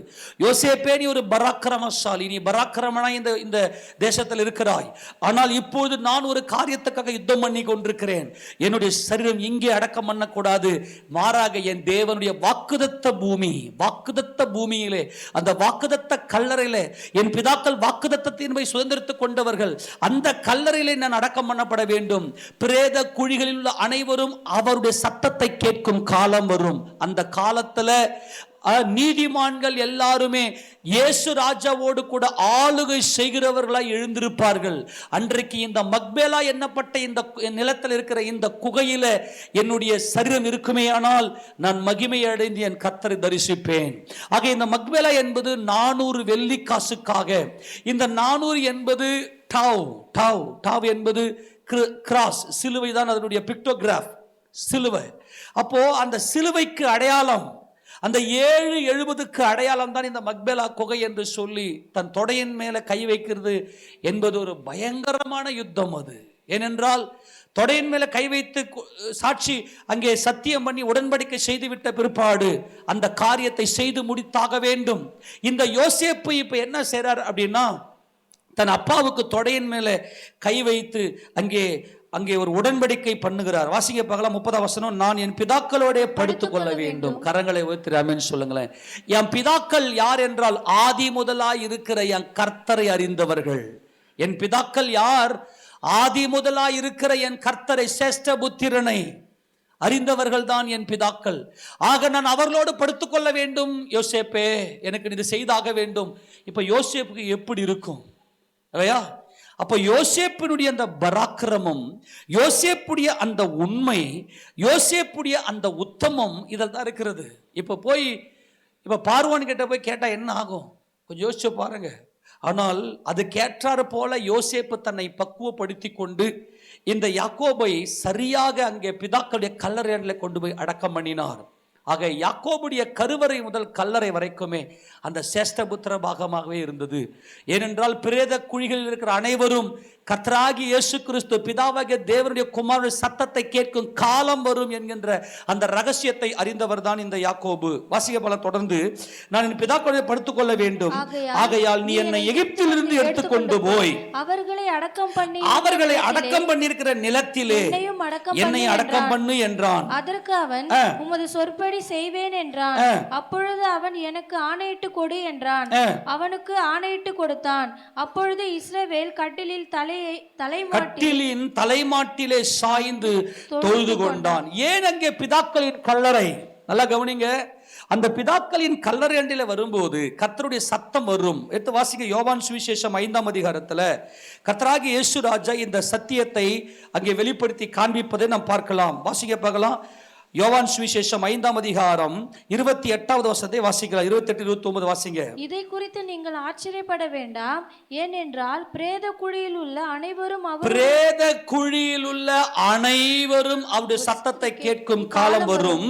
அப்பொழுது நன்மை செய்தவர்கள் ஜீவனை அடையும்படி எழுந்திருக்கிறவர்களாயும், தீமை செய்கிறவர் ஆக்கினை அடையும்படி எழுந்திருக்கிறவாயும் புறப்படுவார்கள். ஆக இங்க ஆளுகை செய்யும்படிக்கு இயேசு ராஜாவோடு கூட 770 என்கின்ற அனுபவத்தை உடையவராக அவர் தம்மையே பலியாக ஒப்பு கொடுத்து ராஜாவாக மெல்கிசேதேக்கின் முறைமையின்படியான அந்த ராஜரிக ஆசாரியத்துவத்தை பெறும்படியாக யாக்கோபுடைய ஒரே ஒரு குறிக்கோள், ஒரே ஒரு நோக்கம், இந்த 770 மெல்கிசேதேக்கின் முறைமையின்படியான ராஜரிக ஆசாரியத்துவம். இந்த மகிமைக்கு நேராக கர்த்தருடைய நோக்கம் இருந்துச்சு.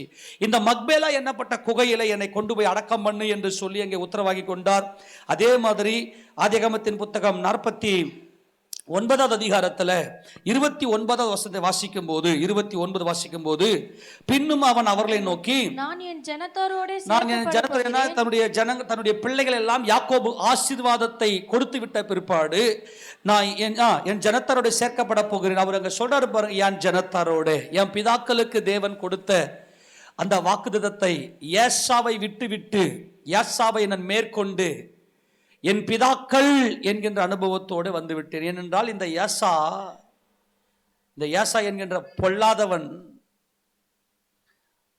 அவன் சியோன் மலையின் மேல வாஞ்சை உள்ளவனாக இல்லாமல் சேயீர் மலைக்கு போயிட்டான். அவன் தேவனுடைய பர்வதமாகிய சியோன் பர்வதத்துக்கு நேராக நிற்காமல் அவன் தனக்கென்று ஒரு பர்வதத்தை தெரிந்து கொண்டு போய்விட்டான். இந்த யாசா பிரிஞ்சு போயிட்டான். இப்ப யாசாவுக்கு என்று எந்த ஒரு லேண்டும் இந்த பூமியில இல்லைன்னு வச்சுக்கோ, அவன் ஆசீர்வதிக்கப்பட்டவன். அவன் நேரா போயிட்டு சேயீர் மலையை தெரிந்து கொண்டான். சேயீர் மலையிலே அவன் குடியிருக்கும்படியாய். ஆனால் இந்த யாக்கோபு சியோன் மேல வாஞ்சை உடையவராய் சியோனின் மலைக்காக அவர் காத்திருந்தார். கர்த்தரே இந்த சியோன் மலையை கொடுத்தார். இந்த சியோனுக்கு உரியவராக இந்த யாக்கோபை கர்த்தர் ஆசீர்வதித்தார். தேவனுடைய பர்வதமாகிய சியோன் பர்வதத்துக்காக இந்த யாக்கோபு காத்திருந்தார். ஆனால் இந்த யாசா சேயீர் பர்வதத்தை தெரிந்து கொண்டான். இதுதான் யாசாவுடைய சீர்கட்ட பொல்லாத புத்தி. தனக்கென்று ஒரு ராஜ்யம். அதுதான் மனிதனோடு போராடி மேற்கொள்ளக்கூடிய அனுபவத்தில் இந்த யாசா இல்லை. அவன் தனக்கென்று ஒரு ராஜ்யம். சேயீர் அது யாசாவுக்கு சொந்தமானது. கர்த்தரின் நியாயப்பிரமாண புத்தகத்தில் சொல்லியிருப்பார், உபாகமத்தில் சேயீர் மலையை நான் யாசாவுக்கு கொடுத்தேன்னுவார். எவ்வளவு பெரிய கொடுமை இல்லை? இந்த யாசா எப்படிப்பட்ட ஒரு சீர்கட்டவன் பாருங்க. ஆனால் யாக்கோபுக்கு சியோன் மலையை தேவன் தெரிந்து கொண்டு யாக்கோபுடைய சந்ததியாக தாவீதினாலே அந்த சீயோன் பர்வதத்தை கண்டுபிடித்து அங்கே தேவனுடைய மகிமையின் வாசஸ்தலத்தை கட்டுகிறார். யாக்கோபுடைய வம்சத்தில் வந்த இந்த தாவீது தான் அதை கண்டுபிடிக்கிறார். ஆக யாக்கோபின் சந்ததி தேவனுடைய இந்த சித்தத்துக்கு ஒப்பு கொடுத்து தேவனுடைய ரகசியங்களை கண்டுபிடித்து போராடி மேற்கொண்டு வருகிற இந்த அனுபவம் யாக்கோபுடைய வாழ்க்கையில கருவறை முதல் கல்லறை வரைக்கும் போராட்டங்களும் யுத்தங்களும் அதில் அவருக்கு ஜெயத்தை மாத்திரமே பெற்றெடுத்தார். ஜெயத்தை பெற்றுக்கொண்டார். அங்கே சொல்றாரு, என் பிதாக்கள் என் ஜனத்துடன் சேர்க்கப்பட போகிறேன், ஏத்தியனான எப்ரோனின் நிலத்தில் உள்ள குகையிலே என்னை என் பிதாக்கள் அண்டையிலே அடக்கம் பண்ணுங்கள் என்று கட்டளையிட்டு, என் பிதாக்கண்ல கொண்டு போயிடு, என்னை எகிப்தில் என்னை அடக்கம் பண்ணிடாத. ஏனென்றால் அது சியோன் எருசலேம் என்கின்ற மகிமை அந்த மக்பேலா குகையில் இருக்கிறது. மக்பேலா என்றால் டபுள் என்றால் இரட்டிப்பு. எனது கிறிஸ்துவோடு சிலுவையில் அறையப்பட்டேன் என்பதுதான் மக்பேலா. போர்ஷன் என்றால் பங்கு. இரண்டு அர்த்தம் அந்த மக்பேலாக்கு உண்டு. ஒன்று டபுள், இன்னொன்று போர்ஷன். டபுள் என்றால் இரண்டு, இரட்டிப்பு. கிறிஸ்து இயேசுவோடு அடக்கம் பண்ணப்பட்ட அனுபவம் தான் மக்பேலா. நான் கிறிஸ்து இயேசுவோடு அடக்கம் பண்ணப்பட்டவன். போர்ஷன், அவருடைய பாடுகளுக்கு நான் பங்கு, அவருடைய பாடுகளுக்கு நான் பங்காளி. அங்கே யோவான் எழுதுவார், அப்போஸ்தலன் யோவானை வெளிப்படுத்தும் விசேஷத்தில் நான் கிறிஸ்துவுடைய பாடுகளுக்கும் ராஜ்யத்துக்கும் பங்காளி என்பதுதான் மக்பேலா என்பது கிறிஸ்துடைய பாடுகளுக்கும் அவருடைய ராஜ்யத்துக்கும் நான் பங்காளியா இருக்கிறேன். அப்போஸ்தலன் பேதுரு எழுதுவார் 5ஆம் அதிகாரத்தில், நான் அவருடைய பாடுகளுக்கும் ராஜ்யத்துக்கும் பங்காளி என்று. அந்த பங்குதான் மெல்கிசேதேக்கின் முறைமைப்படியான அந்த மக்பேலா என்பது அங்கே ஏத்தியனாகிய எபிரோன் அண்டையிலே 400 வெள்ளிக்காசுக்கு வாங்கின அந்த கல்லறை அண்டையில என்னை கொண்டு போய் அடக்கம் பண்ணு என்கின்ற ஒரு மாபெரும் போராட்டம், ஒரு யுத்தம். அதுல இந்த யாக்கோபு ஜெயம் எடுக்கிறார். எப்படி? யோசேப்பு தன்னுடைய தொடையின் கீழே வைத்து சத்தியம் பண்ணி கொள்ளுகிறார், உடன்படிக்கை செய்து கொள்ளுகிறார். அங்கே வாசிங்க போலாம், அந்த குகை கானான் தேசத்திலே மம்ரேக்கு எதிராக மக்பேலா எண்ணப்பட்ட நிலத்தில் இருக்கிறது.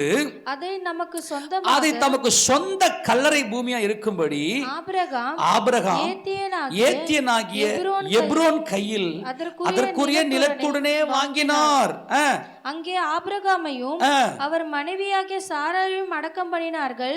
அங்கே ஈசாக்கையும் அவன் மனைவியாகிய ரெபேக்காளையும் அடக்கம் பண்ணினார்கள். அங்கே லேயாளையும் அடக்கம் பண்ணினேன். ஹல்லேலூயா சொல்லாமா? எவ்வளவு பெரிய ஒரு மகிமை! இந்த மக்பேலா என்பது டபுள். இயேசு கிறிஸ்துவோடு கூட மரித்து அவரோடு கூட அடக்கம் பண்ணப்பட்டேன். அவரோடு கூட உச்சன் தலையிலிருந்து உள்ளங்கால் வரைக்கும் சீலையினால் சுற்றப்பட்டு அவரோடு கூட அடக்கம் பண்ணப்பட்டேன். இயேசு கிறிஸ்து எனக்காக சிலுவையிலே பலியானார். அவர் 7. இயேசு கிறிஸ்து 3வது நாளில் உயிரோடு எழுந்து நித்திய ராஜ்யத்தை சுதந்திரித்துக் கொண்டார். அவர் 70. ஆக அவருடைய பாடுகளுக்கும் அவருடைய ராஜ்யத்துக்கும் பங்காளி என்பதுதான் மக்பேலா. நாம் அனைவரும் ஞானஸ்நானம் பெற்ற நாம் அனைவரும், ஞானஸ்நானம் என்பது உபதேசம். நாம் எல்லாருமே மக்பேலா எண்ணப்பட்ட குகையிலே அடக்கம் பண்ணப்பட்டிருக்கிறோம் தேவஜனமே. இந்த மக்பேலா எண்ணப்பட்ட குகையிலே அடக்கம் பண்ணப்பட்டவர்கள் 770 என்கின்ற ஆசீர்வாதத்தோடு அபிஷேகத்தோடு கூட செயல்படக்கூடியவர்கள். அவர்கள் ஒவ்வொரு நாளும் தேவனோடும் மனிதனோடும் போராடி மேற்கொள்ளக்கூடிய அனுபவம். என்னை மக்பேலாவில் கொண்டு போய் அடக்கம் பண்ணு, இந்த மக்பேலாவில் கொண்டு போய் அடக்கம் பண்ணு என்பதுதான் கிறிஸ்துடைய சஷ்டபுத்திர பாகம். அதுதான் கிறிஸ்துடைய மெல்கிசேதேக்கின் முறைமையின்படியான அனுபவம். அந்த அனுபவத்தை தான் நாம் புதிய ஏற்பாட்டு சபையிலே பெற்றுக்கொள்கிறோம். 7 என்கின்ற அனுபவத்தோடு இவர்கள் என்ன செய்கிறார்கள்? கிறிஸ்து இயேசுவை தரிசித்து விட்டு ஒருமனப்பட்டவர்களாய் தங்களுடைய தங்கள் சகோதரர்களோடு கூட 120 பேர் இவங்க என்ன செய்யறாங்கன்னா மேல் வீட்டு அறையில காத்திருக்கிறார்கள். எப்படி யாக்கோபு ஏசாவுக்கு முன்பாக 7 விசை தரை மட்டும் குனிந்து அங்கே ஒருமனப்பட்டாரோ, ஏசாவோடு கூட ஒருமனப்பட்டு சமரசம் செய்தாரோ, அதே போல அப்போஸ்தலர்கள் இயேசு கிறிஸ்துவை கூட ஒருமனப்பட்டவர்களாய் இவர்கள் மேல் வீட்டார்ல 7 என்கின்ற அனுபவத்தில் காத்திருந்தார்கள்.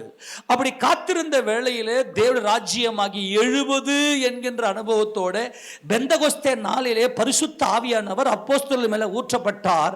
இவர்கள் எல்லாரும் 70 பாஷைகளை பேசினார்கள். கரங்கள் சொல்லாமா? ஆமேனா? ஏதா சொல்லிட்டேன். இதெல்லாம் பொன் எழுத்துல பதிக்கப்பட வேண்டிய வார்த்தைகள். அவர்கள் பற்பல பாஷைகளை பேசினார்கள். அப்போஸ்தலர் நடபடிகள் புத்தகத்தில் முடிக்கலாங்காட்டியும் அந்த 70 நேஷன்ஸ், அங்கே சேம் காம் யாபேத் என்பவர்களுடைய 70 ஜாதிகளை கர்த்தர் இந்த உலகத்தில் உண்டாக்கி அவருடைய மீட்புக்காக அப்போஸ்தலர் பவுல் முதல் மிஷனரி பயணம், இரண்டாம் மிஷனரி பயணம், மூன்றாம் மிஷனரி பயணத்தில் மீதி அந்த பெந்தகோஸ்தே நாளிலே அந்த பற்பல பாஷைகளை பேசின அந்த பாஷைக்காரரை தவிர்த்து மீதி அப்போஸ்தலர் பவுல் ஏறக்குறைய 70 தேசத்தை அங்கே இருக்கணும். நான் எதுவும் ஆராய்ச்சி பண்ணலை, ஆனால் தெளிவாக தெரிகிறது அங்கே பற்பல பாஷைகளை பேசினார். அந்த பற்பல பாஷை என்பது 770.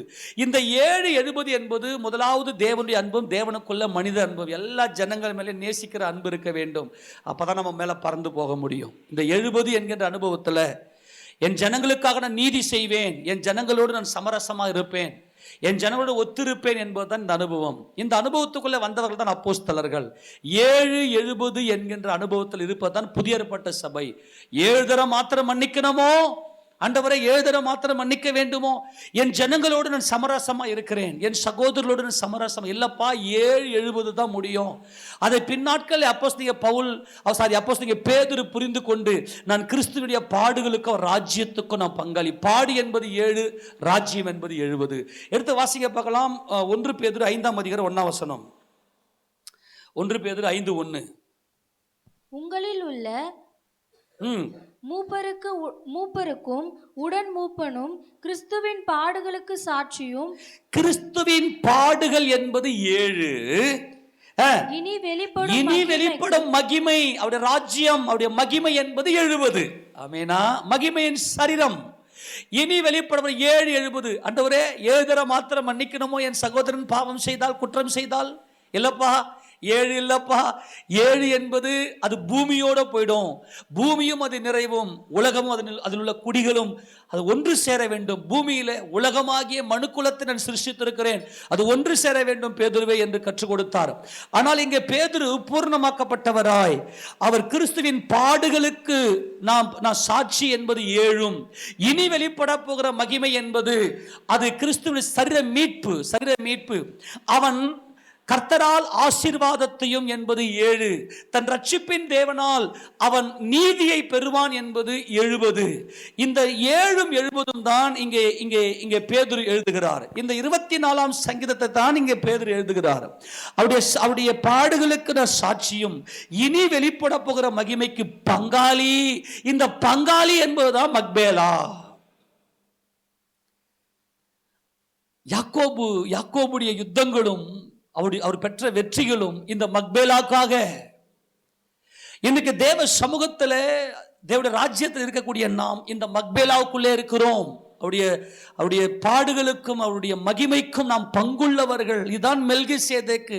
இதோ மனுஷர்கள் மத்தியிலே தேவன் வாசமா இருக்கிறார். அது யாக்கோபின் சந்ததி, அது இஸ்ரவேல். இதுதான் தேவனுடைய நோக்கம். அன்பானவர்களே, புரிந்து கொள்வதற்கு முயற்சி செய்யுங்க. இது எல்லாமே ஸ்டடி. என்ன பண்றது? உட்காந்து ஸ்டடி பண்ணுங்க. இந்த வார்த்தைகள் எல்லாம் உட்காந்து ஸ்டடி பண்ணுங்க. உங்களுடைய நினைவில் கொண்டு போங்க. நம்முடைய ராஜ்யத்துக்கு, அவருடைய மகிமையின் ராஜ்யத்துக்கு நான் பங்காளியா இருக்கிறேன். இந்த பங்காளி தான் மக்பேலா. ஆக யாக்கோபுடைய கண்ணுக்கு முன்னாடி இருந்ததெல்லாம் கிறிஸ்துவின் ராஜ்யம், தேவ ராஜ்யம். உலக தோற்றத்துக்கு முன்பாக தேவனை தெரிந்து கொண்டார். அவருடைய ராஜ்யத்துக்கு நான் போராடுகிறேன். ஆக என்னுடைய ராஜ்யமாகி இந்த மாம்ச ராஜ்யத்தை நான் சீர்குலைக்க வேண்டும், அதை சிதைக்க வேண்டும். அதில் தான் மகிமை இருக்கிறது. வெளிப்படுத்தின விசேஷம் 1ஆம் அதிகாரம் 9வது வசனத்தில் அப்போஸ்தலர் யோவான் சொல்லுவாரு, உங்கள் சகோதரனும் இயேசு கிறிஸ்து நிமித்தம் வருகிற உபத்திரவத்துக்கும் அவருடைய ராஜ்யத்திற்கும். உபத்திரவம், அவர் பட்ட பாடு என்பது 7. அவருடைய ராஜ்யம் என்பது கிங்டம், மகிமையின் ராஜா உட்பிரவேசிப்பார் என்பது 70. ஆமென் சொல்லுங்க. எவ்வளவு பெரிய ரகசியம் இதெல்லாம். ஆமென். இதெல்லாம் எவ்வளவு பெரிய ரகசியம்.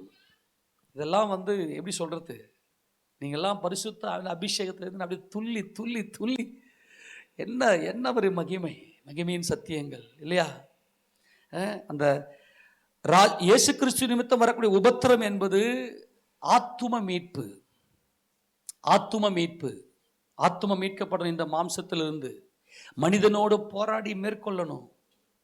அப்ப தேவனோடு போராடி மேற்கொண்ட அனுபவத்தில் நம்முடைய சரீரம் மகிமை அடையும், மகிமையின் சரீரம். இதுதான் யாக்கோபுடைய யுத்தங்களும் அவர் பெற்ற வெற்றிகளும். ஆக யாக்கோபு வெற்றி பெற்று விட்டார். அதே போல எத்தனை பேர் இந்த மக்பேலா குகையில அவர் அடக்கம் பண்ணினார்கள். அவருக்காக எகிப்தியர் துக்கம் கொண்டாடினார்கள். எவ்வளவு பெரிய மாபெரும் வெற்றி இந்த யாக்கோபுக்கு. எகிப்தியர்கள் எல்லாம் இந்த யாக்கோபின் நிமித்தம் துக்கம் கொண்டாடும்படியாக இந்த யோசேப்பு எகிப்தில் இருக்கக்கூடிய ஜனங்களை எல்லாம் போஷிக்க கூடியவராக, அவர்களுக்கு ஜீவனை கொடுக்கக்கூடிய ஒரு உயர்ந்த ஸ்தானத்தில் இருந்தார். ஆக இந்த மக்பேலா தான் புதிய ஏற்பட்ட பூர்ணமாக்கப்பட்ட சபை. ஆக எப்படி இந்த யாக்கோபை அடக்கம் பண்ணினார்கள் வாசித்து முடிக்கலாம். இந்த யாக்கோபை எப்படி இந்த மக்பேலாவில் அடக்கம் பண்ணினார்கள் திருப்பிக் கொள்ளுங்க. 50வது அதிகாரத்தில் அங்கே யோசேப்பு எப்படி அப்படி கொண்டு போனார் அப்படின்னு சொன்னா, ஒரு பெரிய பரிவாரம் 40 நாள் சுகந்த வர்க்கம். 51 வாசிக்க பார்க்கலாம். அப்பொழுது யோசேப்பு தன் தகப்பனுடைய முகத்தின் மேல் விழுந்து அழுது அவனை முத்தம் செய்தான். இந்த முகத்தின் மேல் விழுந்து அழுது என்பது முகமுகம். தேவனை முகமுகமாய் கண்டவர் என் அப்பா. அப்ப நானும் இந்த முகமுகம் என்பதுக்குள்ளே வருகிறேன் என்பதுதான் முகத்தின் மேல் விழுந்து அழுது. இந்த முகத்தின் மேல் விழுந்து அழுது என்பது, இதோ மனுஷரிடத்திலே தேவனுடைய வாசஸ்தலம் இருக்கிறது, அவர்களிடத்திலே அவர் வாசமாயிருப்பார், அவர்களும் அவருடைய ஜனங்களாய் இருப்பார்கள், தேவன் தாமே அவர்களோடே கூட இருந்த அவருடைய தேவனாய் இருப்பார்.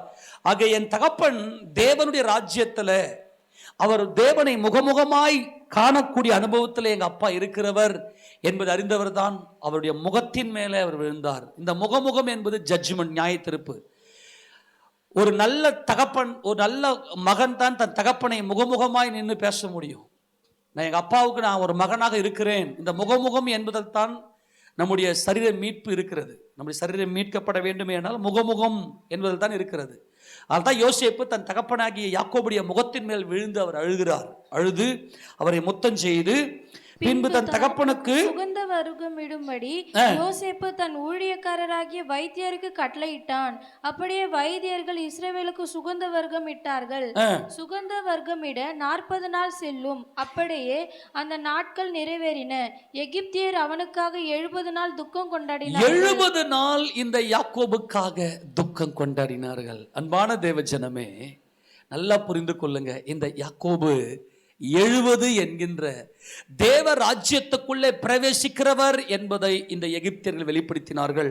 ஏனென்றால் அவருடைய ஜீவத்துக்குள்ள 7 என்கின்ற அனுபவத்தோட தன்னுடைய ஆத்துமா மீட்கப்பட்டவராக தேவனுக்கு தம்மை தாமே தேவ சித்தம் செய்யும்படி ஒப்பு கொடுத்தார். 70 என்பது அவருடைய ராஜ்யம், இந்த யாக்கோபுடைய ராஜ்யம். மகிமையின் ராஜா உட்பிரவேசிப்பார். மகிமையின் தேவனாக ஆபிரகாமுக்கு கர்த்தர் தரிசனமானார். ஆனால் இந்த யாக்கோபு தான் கண்டுபிடிச்சாரு, அவர் மகிமையின் ராஜா. மகிமையின் ராஜா என்றால் அவர் நித்திய காலமாக அவர் எங்களை ஆளுகை செய்கிறவர். இந்த பூமியில 1000 வருட அரசாட்சியை கொண்டு வருகிறவர்.